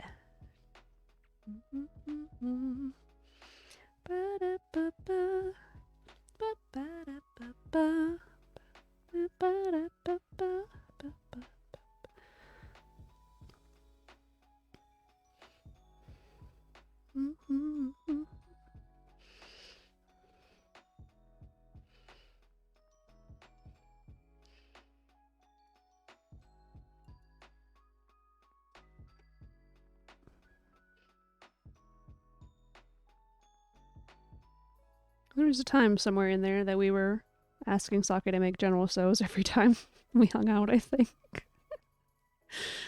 Oh.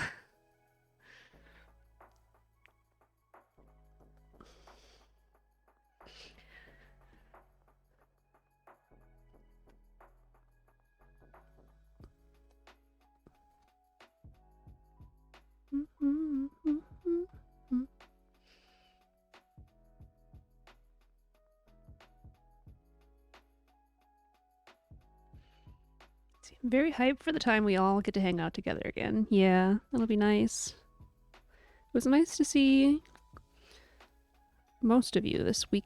Oh God, was that this weekend still? Yeah, it was nice to see most of you this weekend.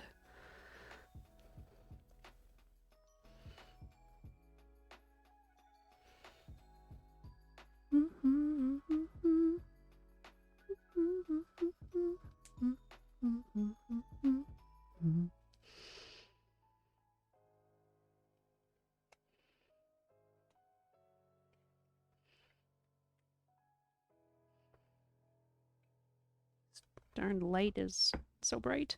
My heart and soul and longer term spoons will always benefit from a visit. Yeah.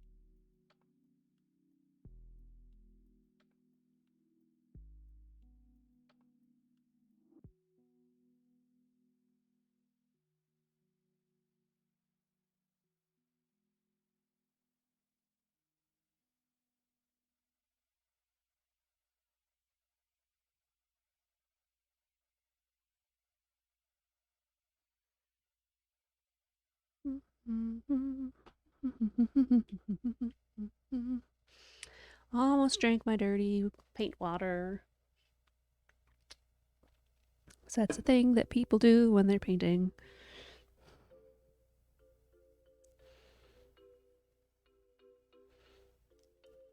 These sepals are hairy or tomatos.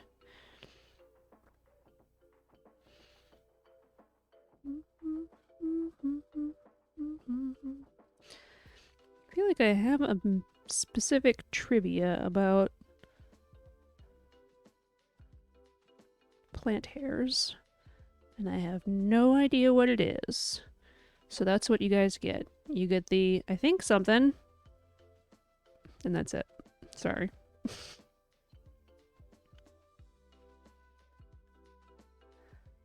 Trichomes.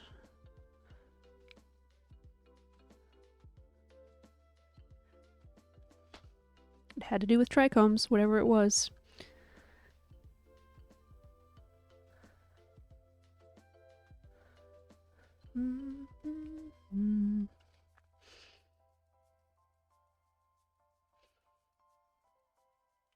Well, this is why it won't go on.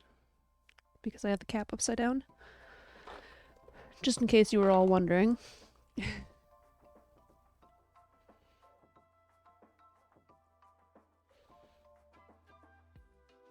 Sometimes white gel pens work really well for stuff, and sometimes they just kind of smear the color around. I haven't quite figured out why it happens one way or the other. And so oftentimes I just smear things around.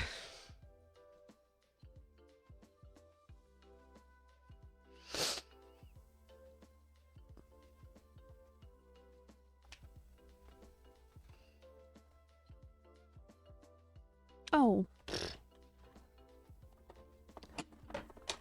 was showing off resin stuff earlier, and these were totally within reach.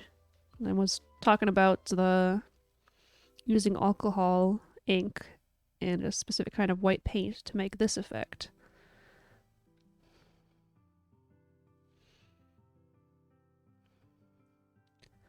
I didn't have a good example to show off, but yeah. That's the kind of thing that I like to do the most.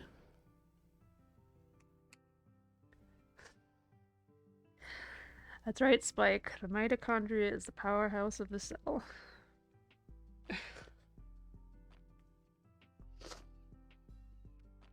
Thank you, Mer. I am a fan of them as well.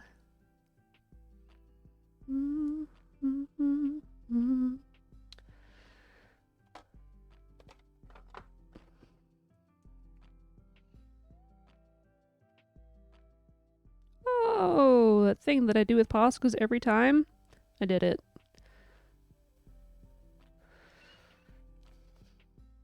You're not supposed to make the ink come out onto the page by pressing the tip down.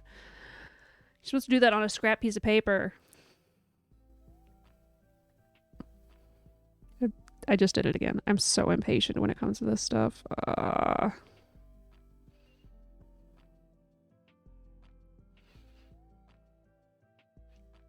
You spread it around, you're like, it looks fine, and then it dries a little less opaque than you see it, and you're like, oh, wah. I feel that Posca thing on a deep level. Yeah. Yep.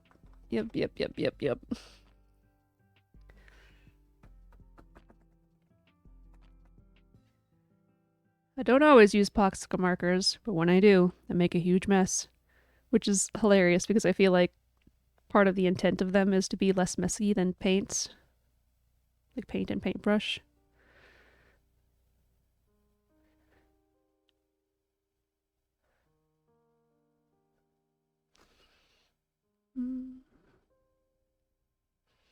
Why is there a big old hair stuck on this one?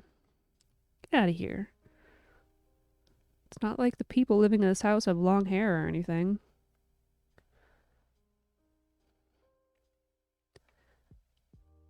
Oh man.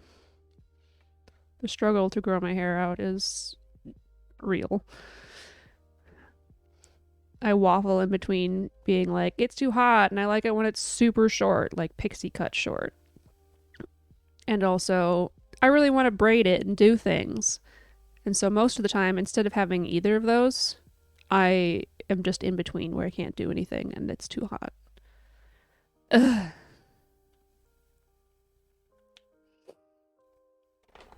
My partner Spike has long, luxurious curly hair.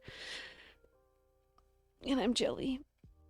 But also, he has, like, maintenance for it, which I don't have with my very straight, not that exciting hair. Well,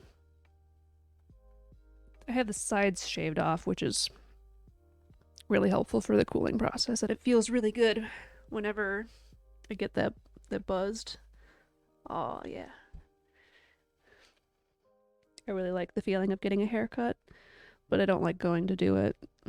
So luckily, Spike can help me buzz my sides at home. Mer also has buzzed sides, but also all the way, right? You've got an undercut, Mer? I just saw you, and I don't remember whether it's a full undercut or not. Mer has beautiful, thick black hair that I want to braid.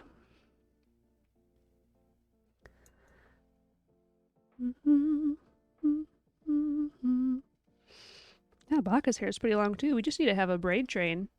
And then Simon has to grow his beard out so we can braid his beard. I asked if you had a full undercut or just shaved sides right now. So you normally have the undercut, but I don't remember.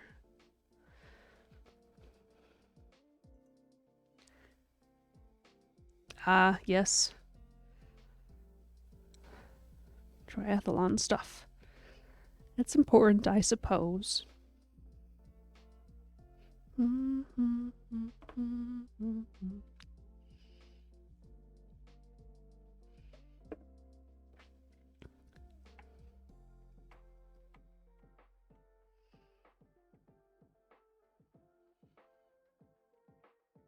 Mostly the sides with a small strip along the back bottom to minimize wispies. Well, okay. I have wispies too. I also get them on my temples. I call them baby hairs there. I got a lot of them there.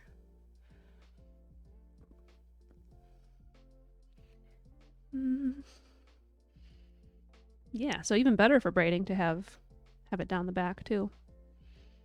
Braid train.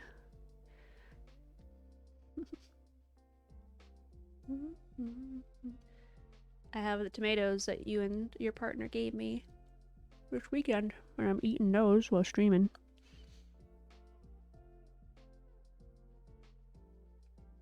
They're so good.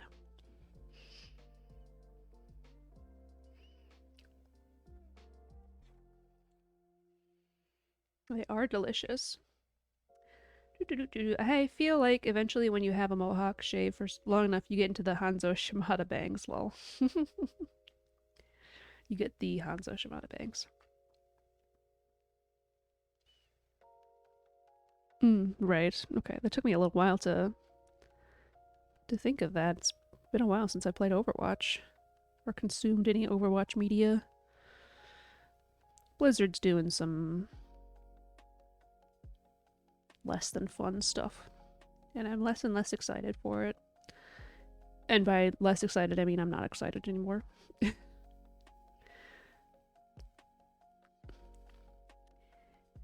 All the PvE in the world can't get me excited for paying $45 for a skin.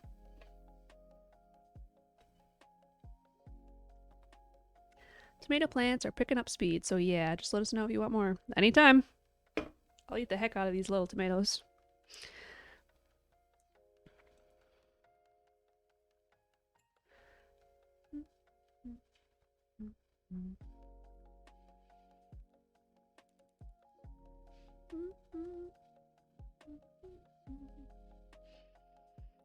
Alright, what am I working on right now? I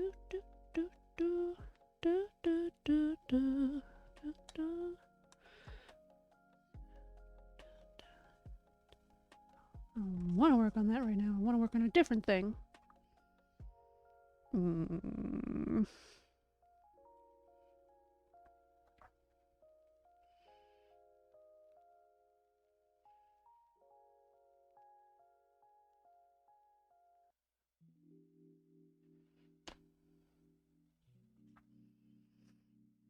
Ooh.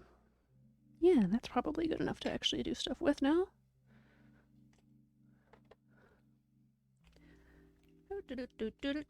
Haven't played Overwatch in a long time, and I don't know how much I'll play Overwatch 2. I mostly got into it because of you folks. Yeah. I believe Sake is still playing with some of our friends. Some of our internet friends.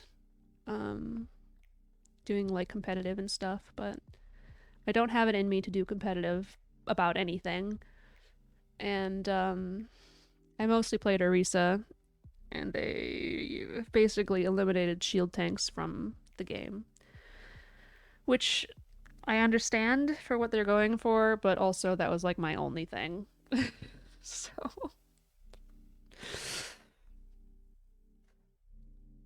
yeah, I refuse to play comp.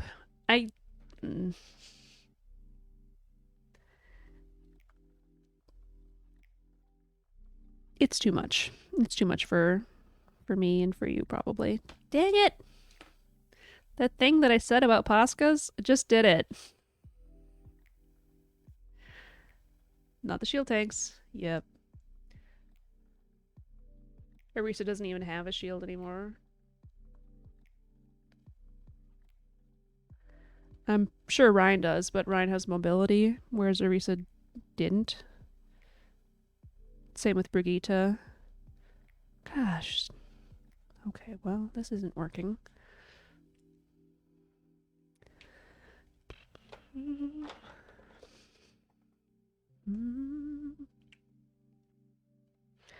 I mostly play during events, which I think a lot of people do, and mostly only the events that had PvE, player versus environment. I think it's environment, not everyone. Because then I could work with friends, and there was no like toxicity between random people, and I mean, probably some, but it was generally just like, okay, we're just doing the thing.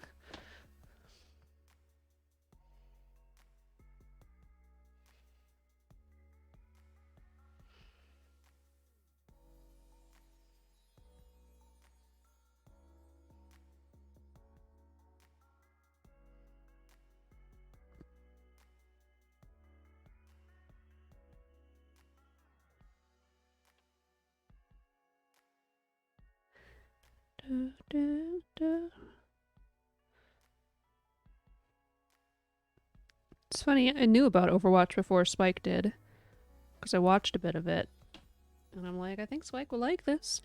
And then, like, a year after Spike was playing it, he's like, you should play, I think you'll like it. And I did, and also did not.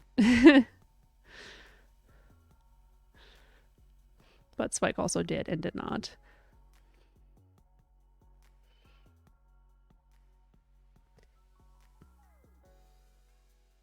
It's a difficult game to play tanks in, and that's mostly what I did.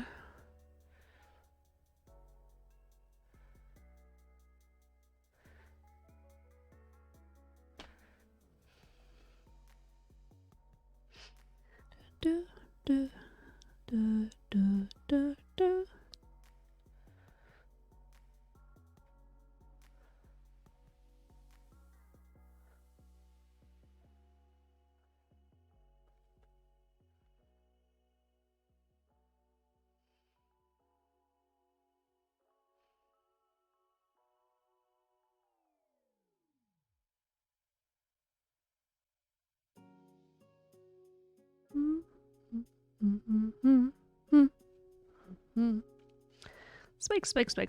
Spike.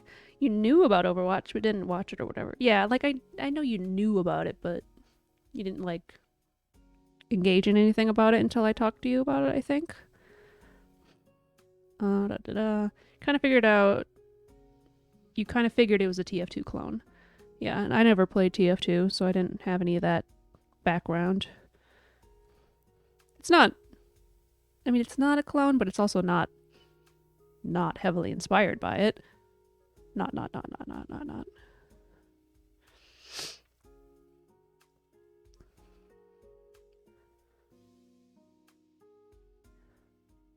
No hats, though. They haven't introduced hats.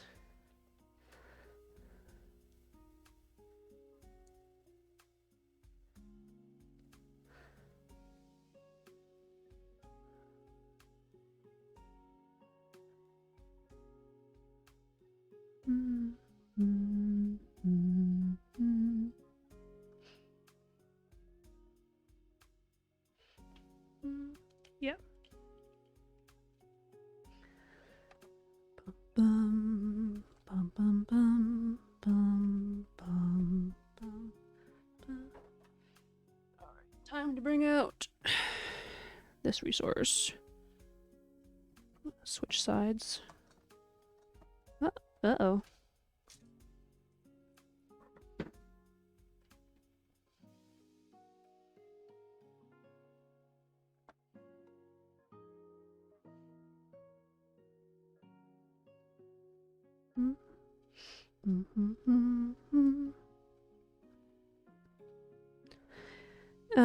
Okay.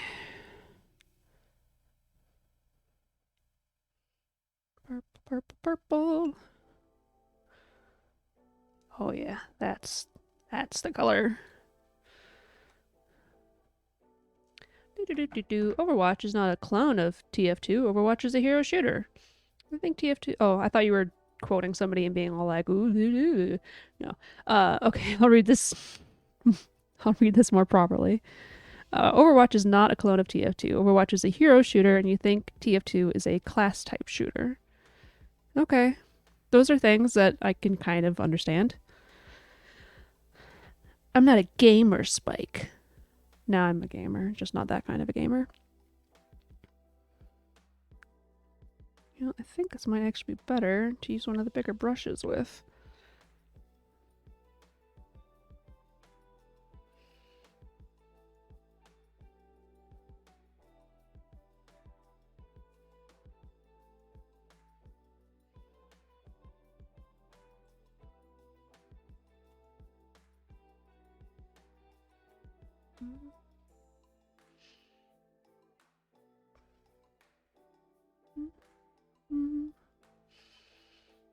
Ugh, come on.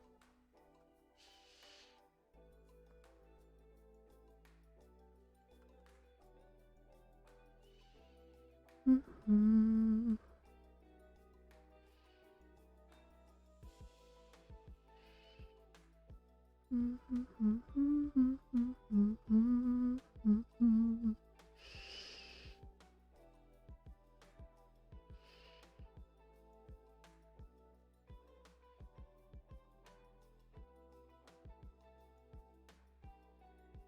Oh, I love this deep, rich purple.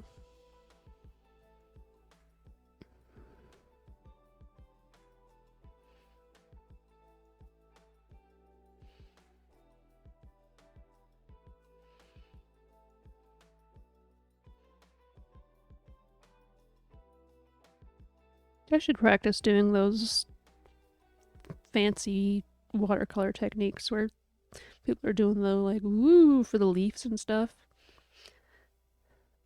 I understand how they work, but I've never like done it.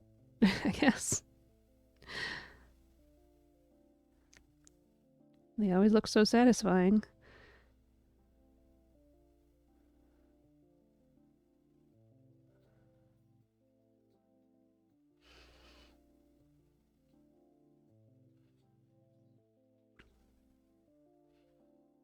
Part of my whatever with plants is because I know enough about them. I don't like just going willy nilly with whatever. I have a hard time letting go of, well, that's not how flowers like this, typically have leaves, or like the ones that I've seen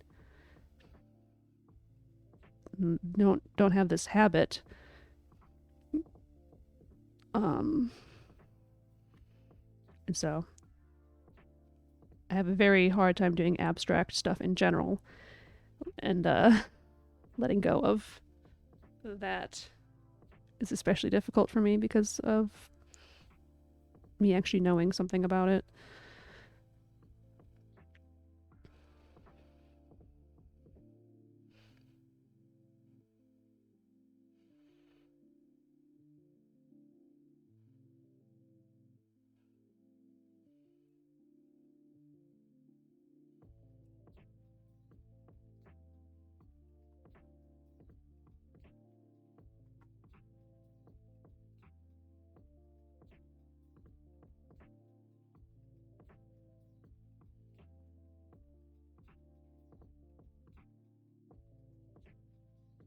Oh, not quite that color green.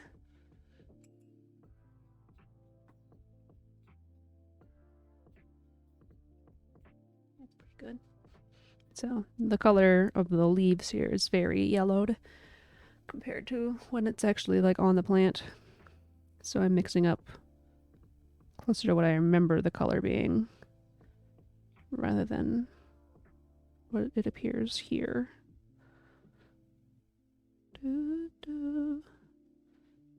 So all of the rest of the flowers are fresh, so I may as well make this one fresh as well. Fresh creamery butter.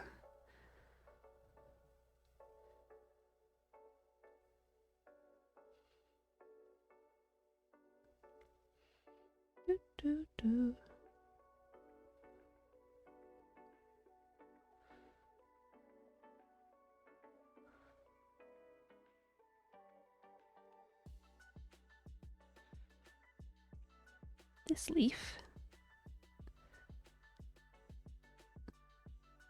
belongs to this plant.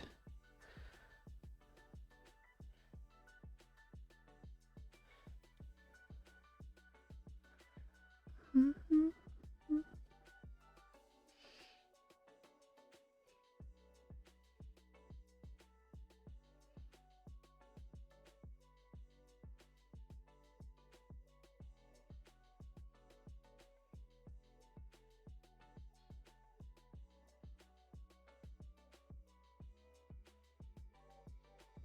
we wait for that to dry a bit.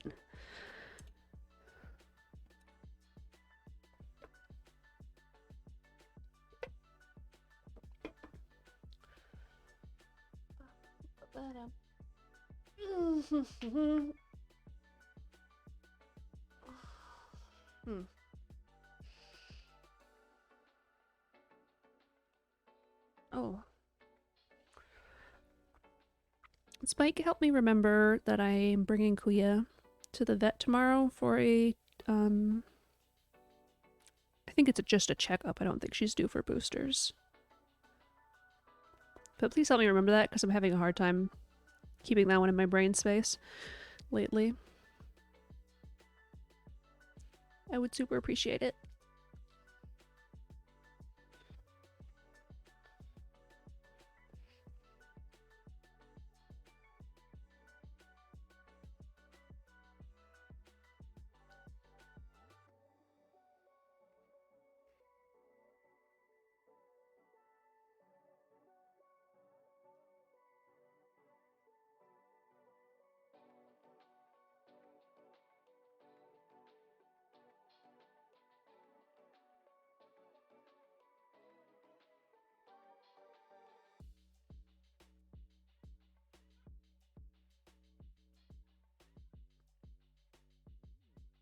It's kind of astounding that I don't have the patience for watercolor, because if you're working on a small enough piece, it dries pretty quickly. If you're not loading it with lots of water. I don't know. I don't know what my deal is.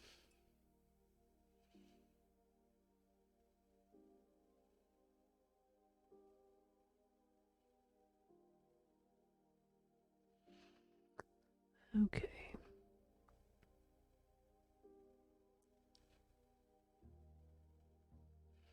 These are Daisha sleeves because they don't meet up at the tip again, I think.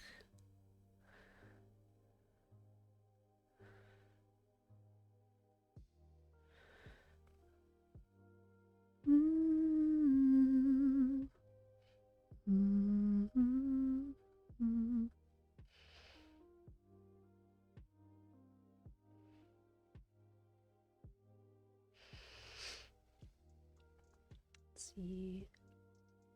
07. Are you saluting me like Roger that? I'm so bad with that stuff. I'm so old and uncultured in the ways of the internet.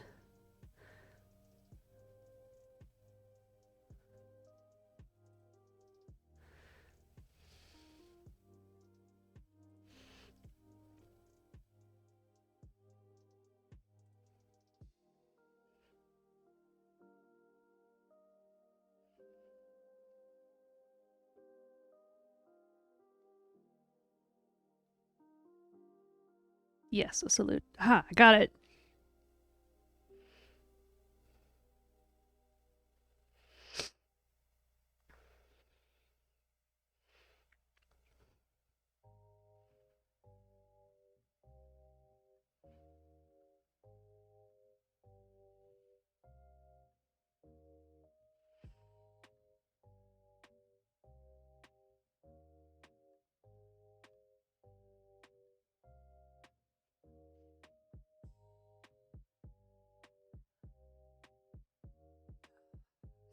So tired of the snare hit on these songs.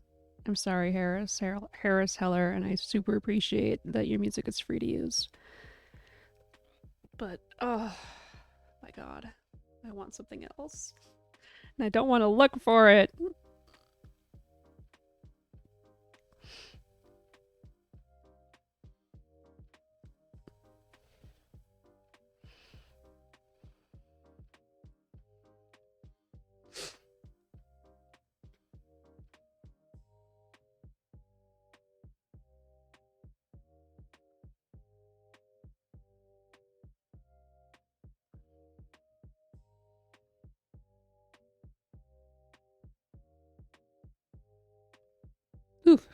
Pardon me.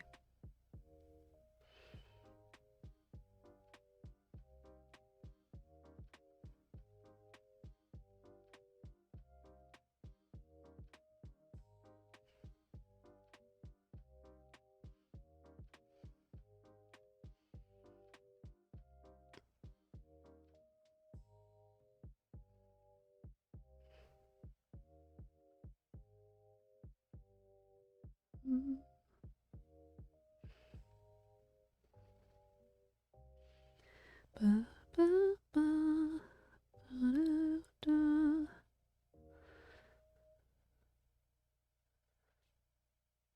Didn't get a visit from Kuya today. I think the cats are starting to normalize the streams, so they're less interested in what's going on. Just like, oh, they're just doing that again. Whatever.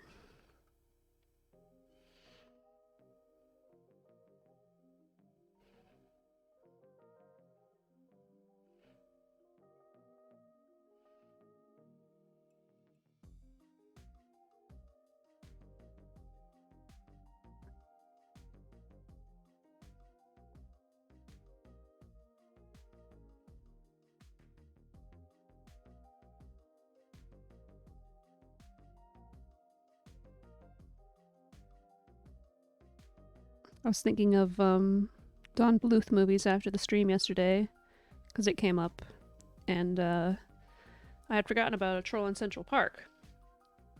So I was thinking about that and whatever, and then I remembered the song, I don't know, fill the world with love and kindness, something something, something something something something, and absolutely green. And it's not a very good song, and it gets stuck in my head so much.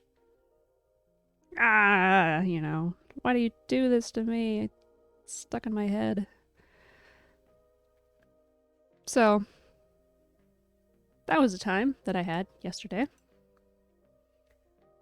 It would have been good to think of other songs from other Bluth movies that would maybe overwrite it, but I wasn't thinking that far ahead, I guess. I could have thought of Tim Curry singing Pebble and the Penguin.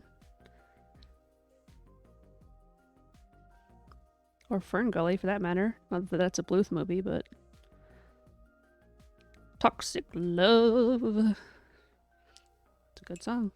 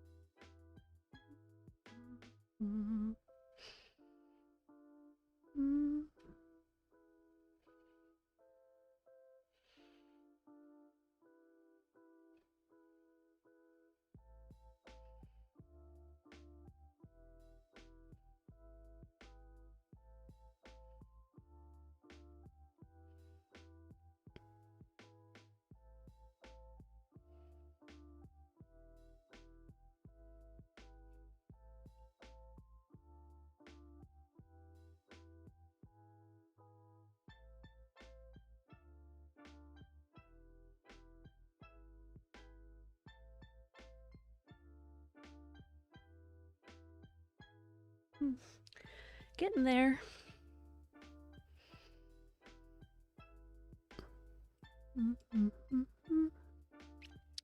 No, don't do that. dribbled a droplet on there. And if I had left it, then the paint might have dispersed through the bubble or the droplet. Ugh. Okay. Raid places.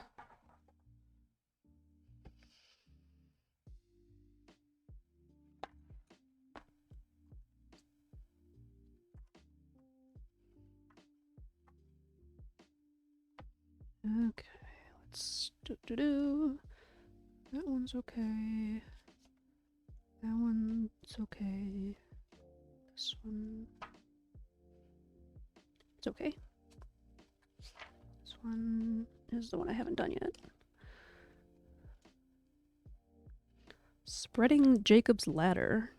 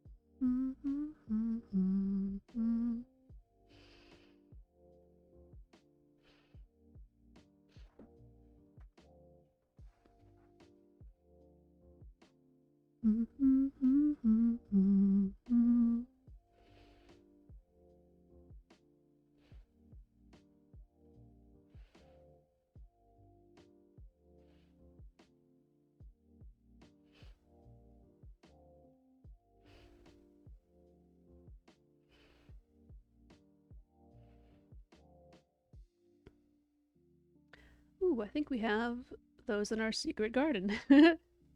Nice. They look very pretty. I don't know if I've seen them IRL before. Maybe.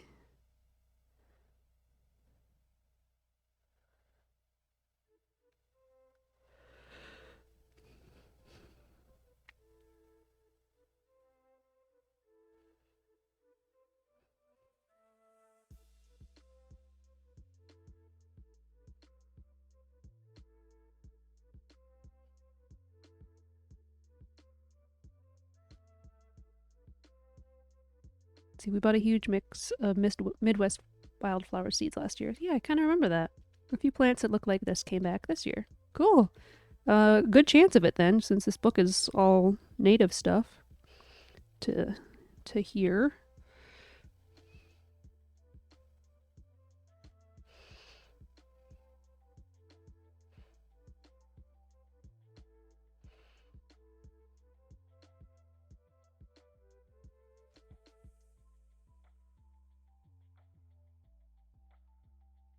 What makes your garden secret?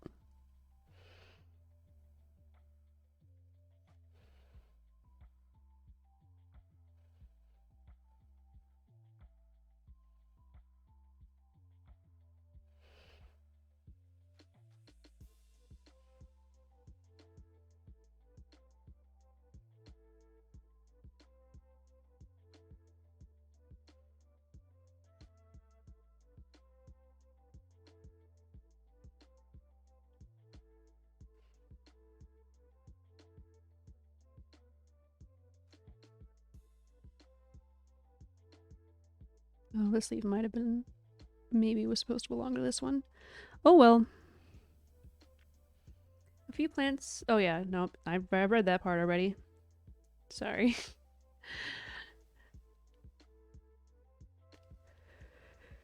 Getting kind of sleepy. Sun's getting close to reaching me.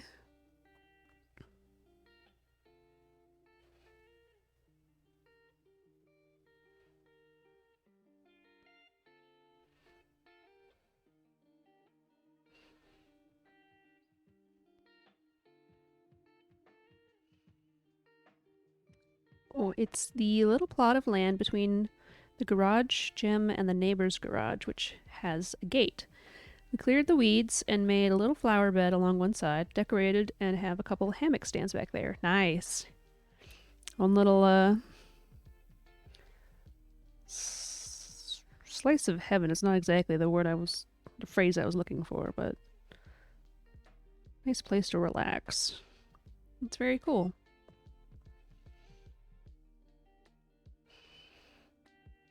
I haven't put my hammock outside this year,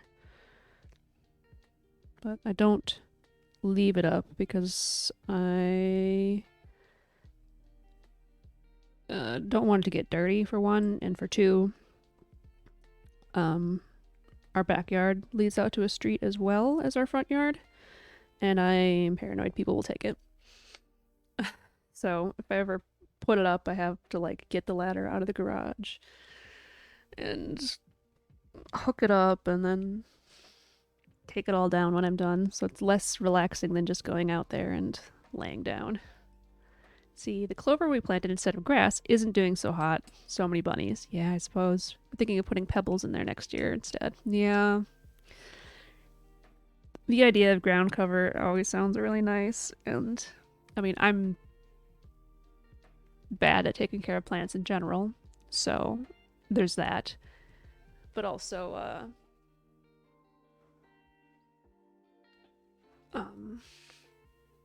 also it just takes work and some luck with animals and the weather and stuff.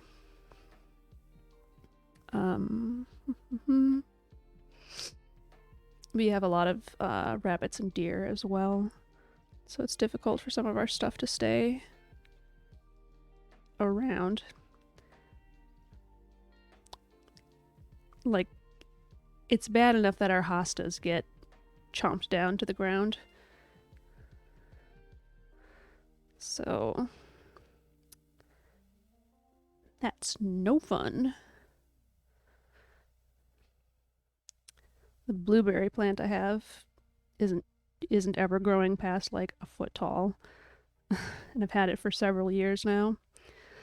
It's not dead yet, so that's something. The kiwi's not dead either, which is also something, but it's,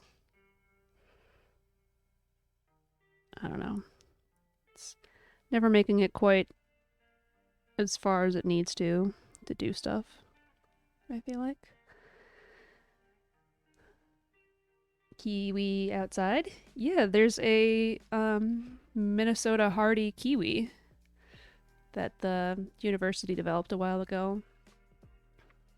So I have one. I've only ever gotten fruit to be like the size of my pinky digit though. And then like animals have eaten it or something. But hey, it's actually fruited before. Yeah, I love kiwi too, so I'd love it to make it, and I also love blueberries, so I'd like that one to make it too.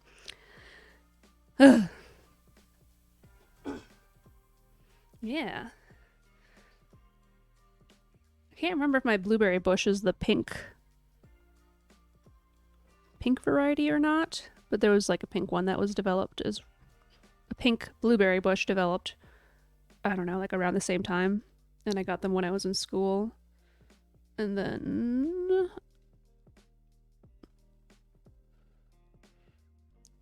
I might have given them away or something because I couldn't plant anything at my dad's place.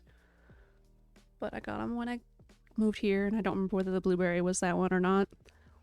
Like pink cotton candy variety or something. The fruits, so they'd be pink blueberries instead of blue.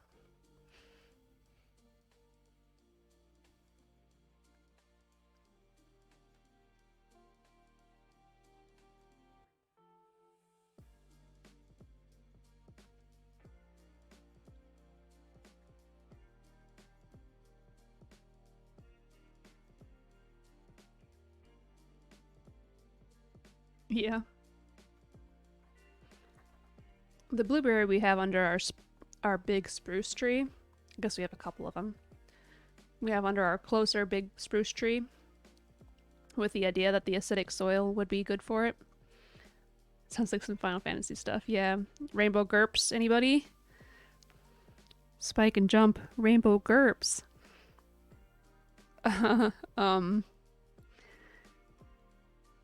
And the kiwi we have growing up on, theoretically, onto our clothesline. It's only made it to the top a couple of times, though.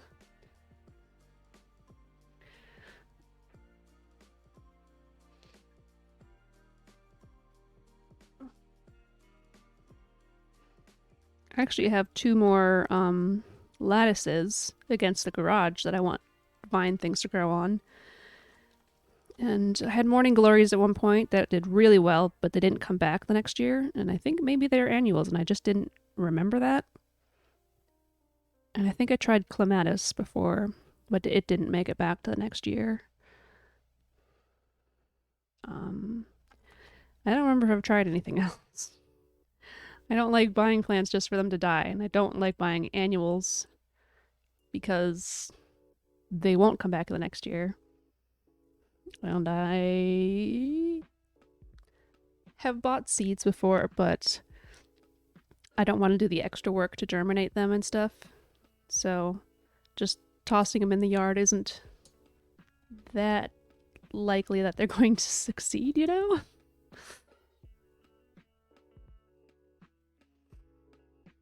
And everybody's like, yeah, you say you're not very good at growing plants? I get it. You're lazy. It's true, I'm lazy. And forgetful, and my house is cold, and my property has deer and rabbits and turkeys and blah blah blah blah blah. Okay. One more flower to get in here. That is, well, okay. Let's put these stamen and anthers on here first.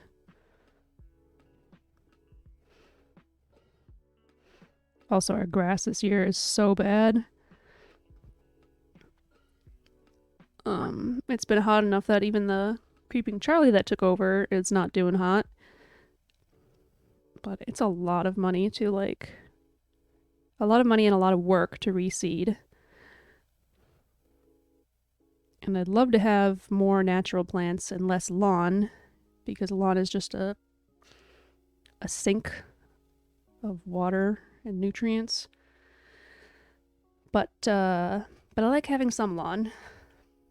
Of course, I can't walk barefoot in it because we have spruce trees and they're really, they have really sharp needles to step on. We do have kitties inside too, which makes it a little challenging to care for them. We don't have, okay, no, that's not true. We have 2 south side windows, but there's no place to put plants by them.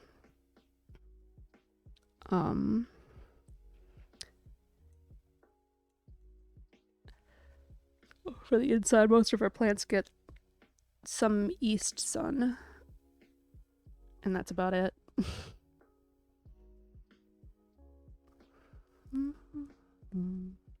Okay. Fringed Puccoon. That's the last one.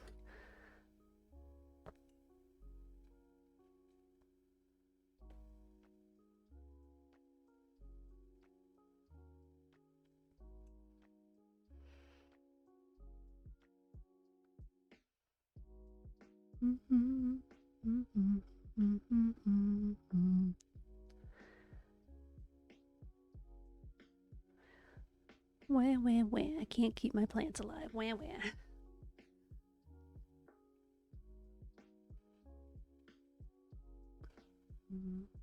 Well, let's see, we planted 3 trees in our yard, and one of them is totally dead. But the other 2 are doing all right. The one in front is doing really well, which is great because it's the one in front. Okay, how... I can't even see my lines. Son, please, you're making it difficult for everybody to see, including myself. Got it. Gotta run here, Kiri. Have a great rest of your stream. Thanks for all the sharing and education today. Yeah. Have a good afternoon. Thanks for stopping in. Thanks for chatting so much with me. I really appreciate it.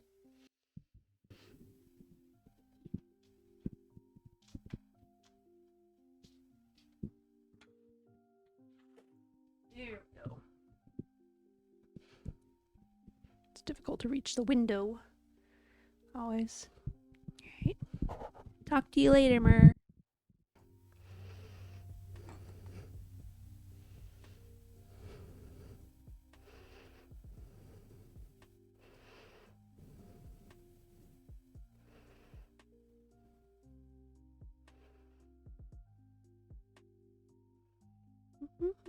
Oh,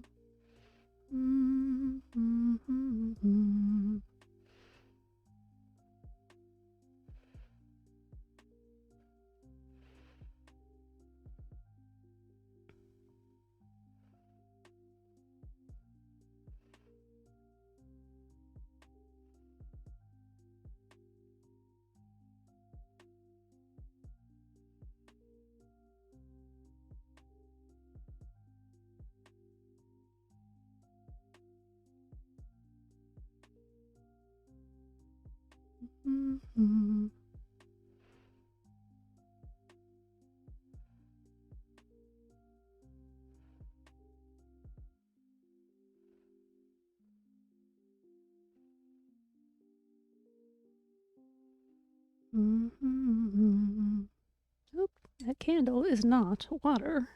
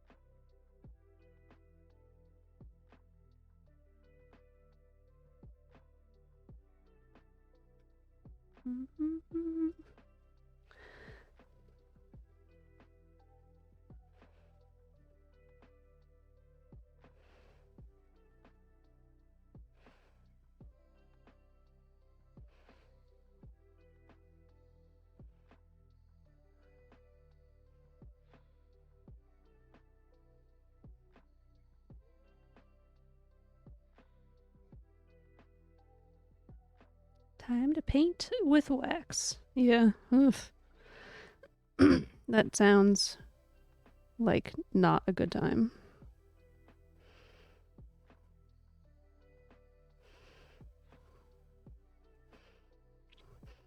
You didn't respond when I said rainbow GURPS earlier, Spike. How dare you? How dare you not respond and actually do your job and stuff?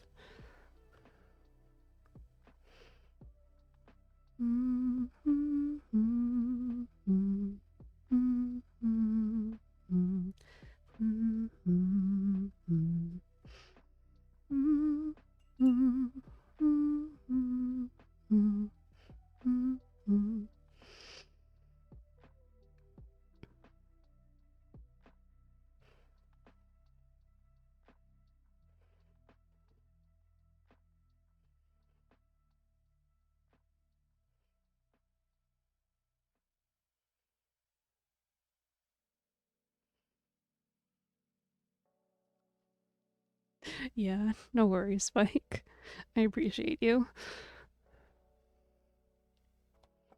Okay, I think I'm gonna grab some Poscas. See if I can do some work with those.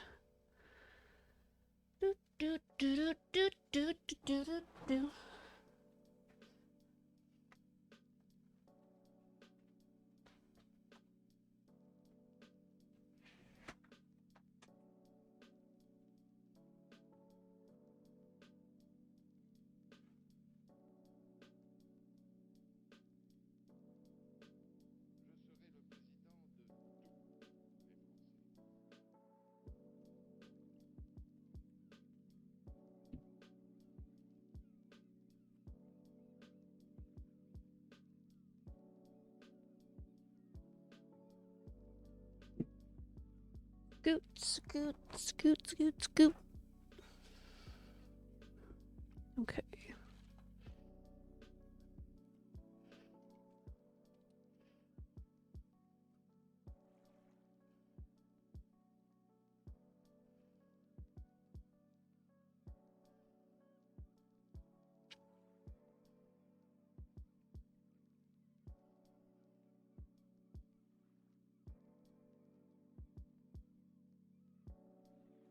Seagulls. Oh, this is the listen song.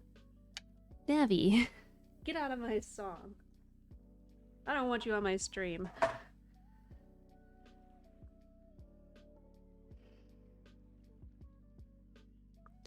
Do, do, do.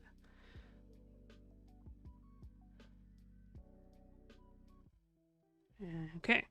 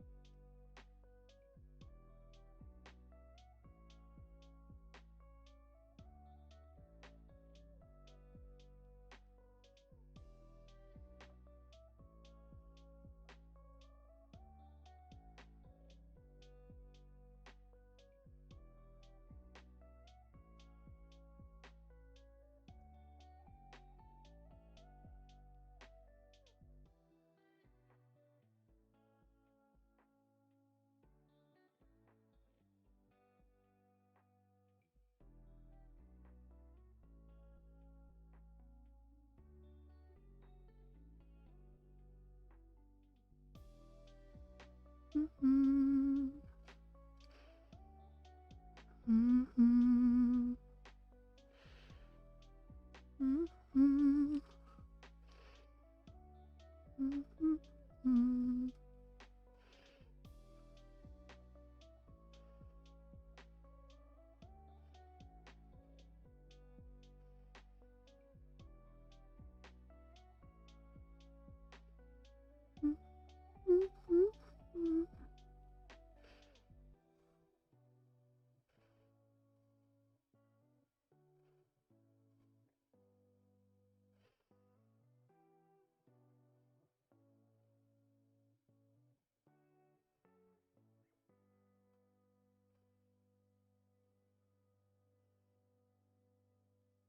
Here on Posca.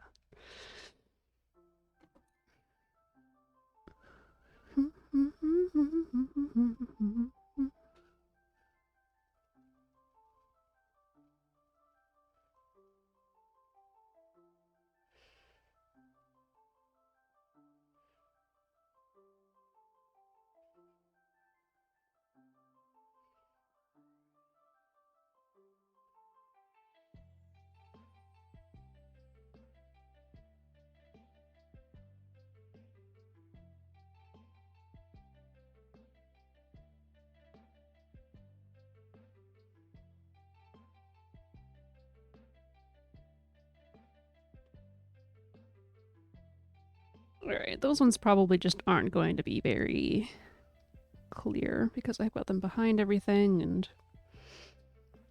you know.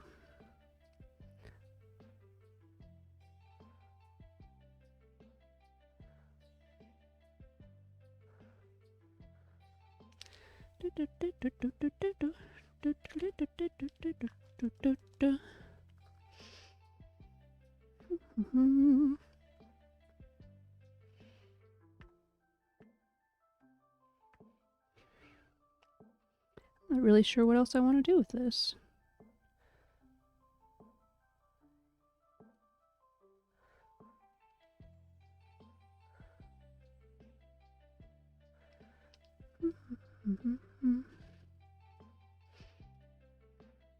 Oh yeah. About covering up the lines here.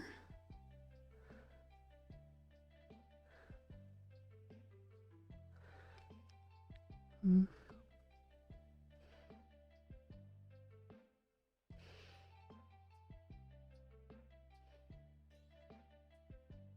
Mm-hmm.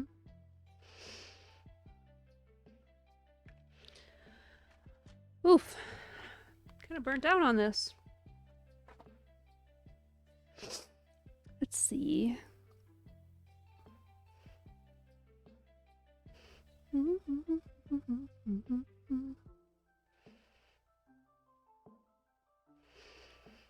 Well, it's okay.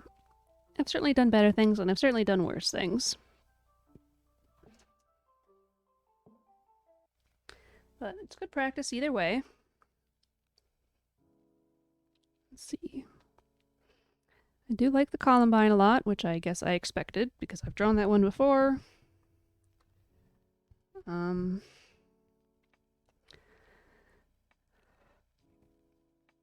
probably like these ones the least, with this one as the second least favorite. They're okay, they're just kind of blah.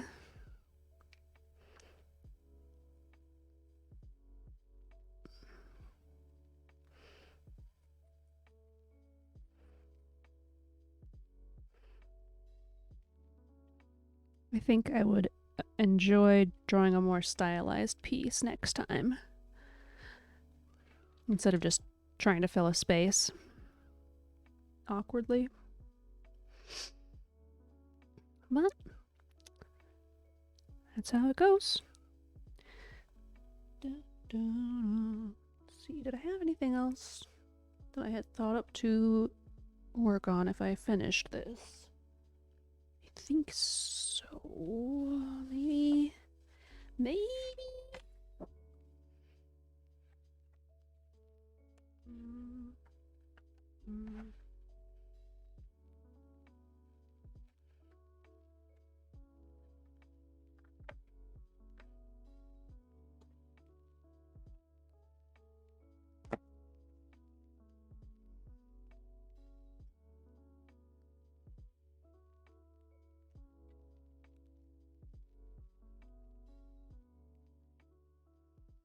I guess I could start sketching a kitty cat. Got a circle here. There. Tape, please. Alright, put away the paint. Put away the Posca. Put away the brushes.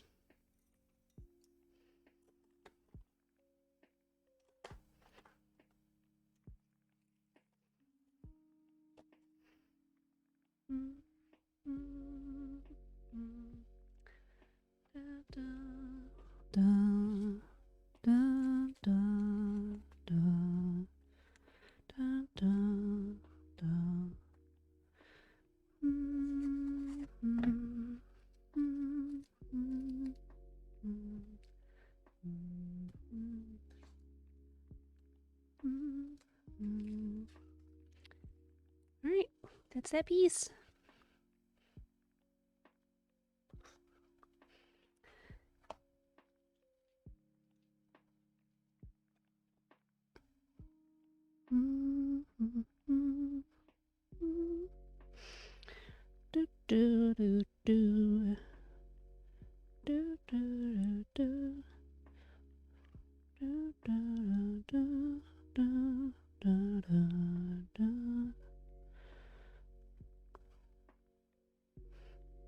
Okay.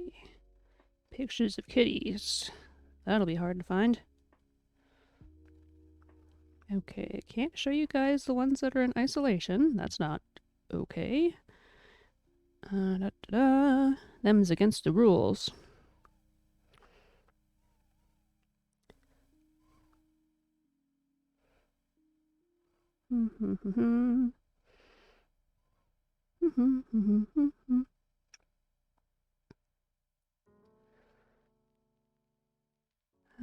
Let's not do another great kitty cat. Let's pick different.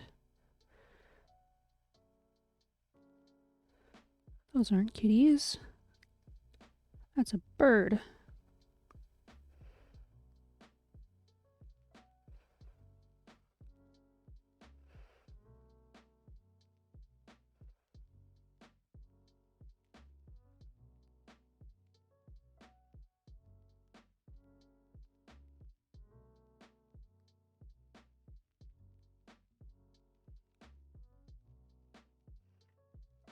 So many kitties. How do I even choose?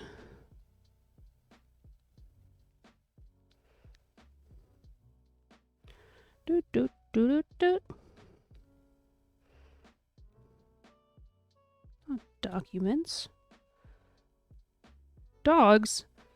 Google, I don't think you know what a dog looks like. This is clearly a cat.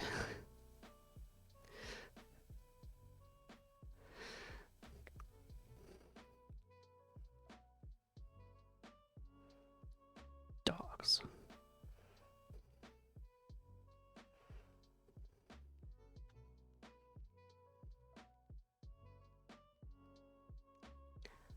Okay, when they're in the kennels, that's kind of understandable. Okay, those are some dogs. This is a Westie. That's a dog. I don't know if you'll even be able to see it at all. Turn up the brightness. Westie. That's a dog.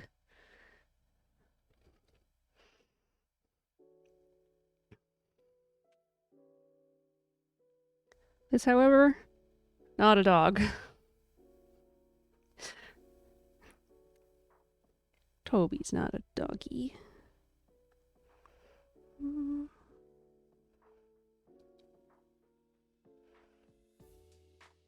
Oh, gosh. I don't know if I have it in my heart to do Morgan or Mako right now. Might be a little too painful. I thought I could find a picture of Sakuya pretty easily, but apparently I can't. I should have favorites?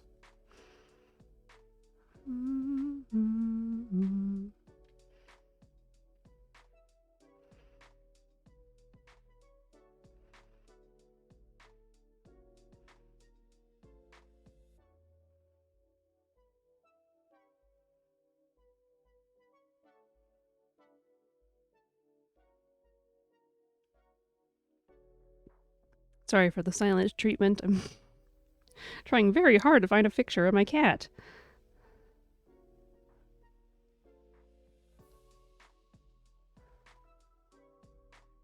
Oh. Okay. This one could actually be pretty fun.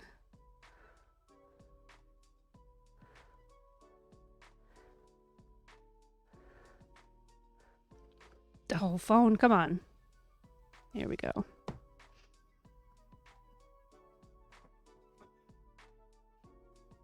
And now that I've finally found the picture, time is not quite up yet.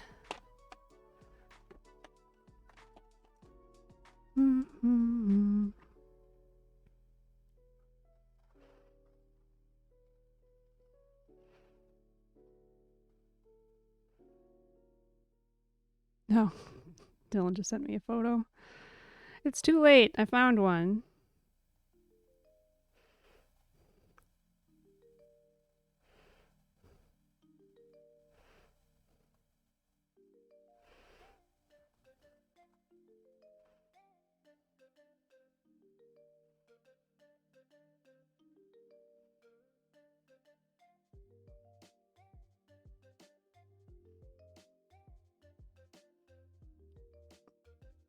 When our cat Kuya relaxes, she stretches her arms out.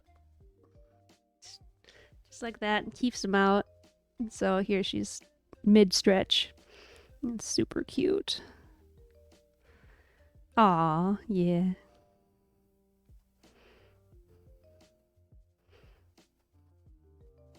And now, perspective.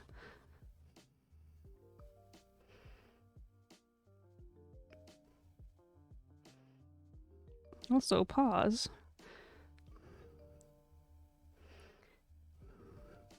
For a not short time of my life, I didn't understand how claws worked, even though we had a cat that was not declawed.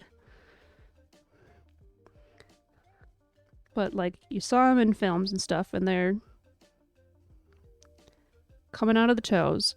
But then I saw X-Men, and I'm like, oh, it goes between the digits. Which is not true. It's like fingernails. So I don't know what went on in my little doofus brain back then, but yeah, there was a not that short time that I totally believed the wrong thing about kitty cats. Even though I've been obsessed forever.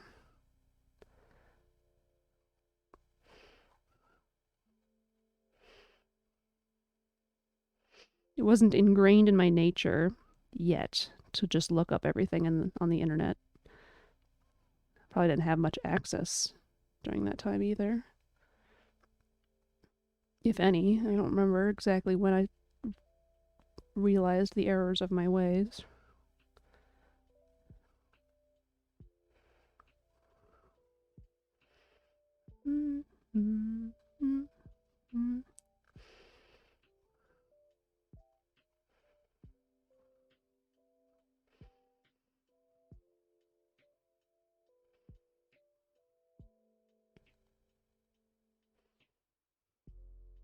Covering my hand again. Mm.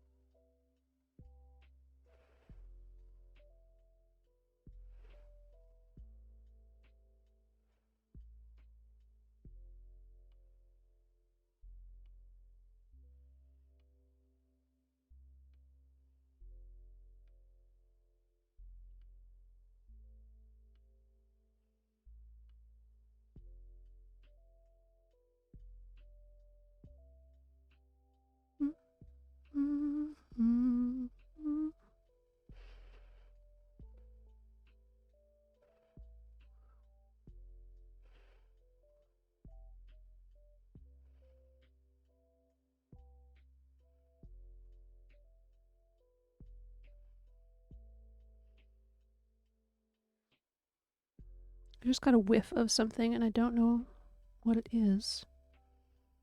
I don't think that's what my candle smells like. No. Maybe it's like the neighbor's laundry or something.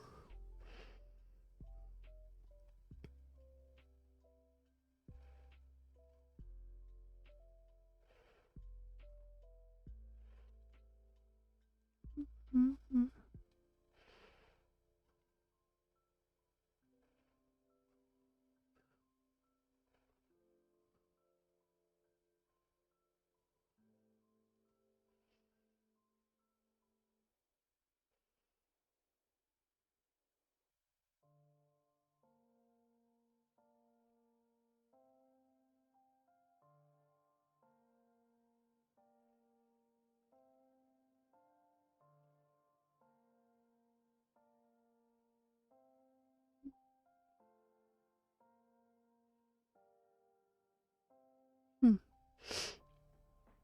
It's a soapy smell, whatever it is.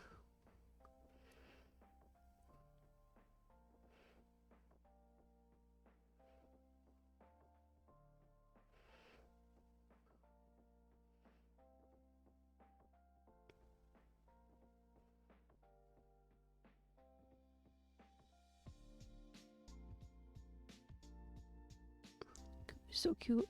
These are, this is one of her paw prints, what it looks like. She's got the, she's got the tortoiseshell all over, basically. She's very pretty. She's got the split checker face.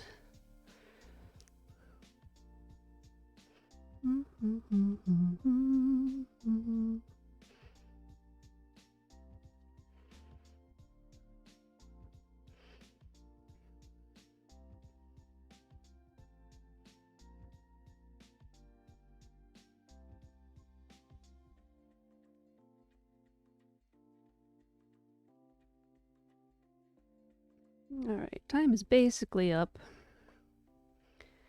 And I got stuff to work on today. So I'm going to call it just about here.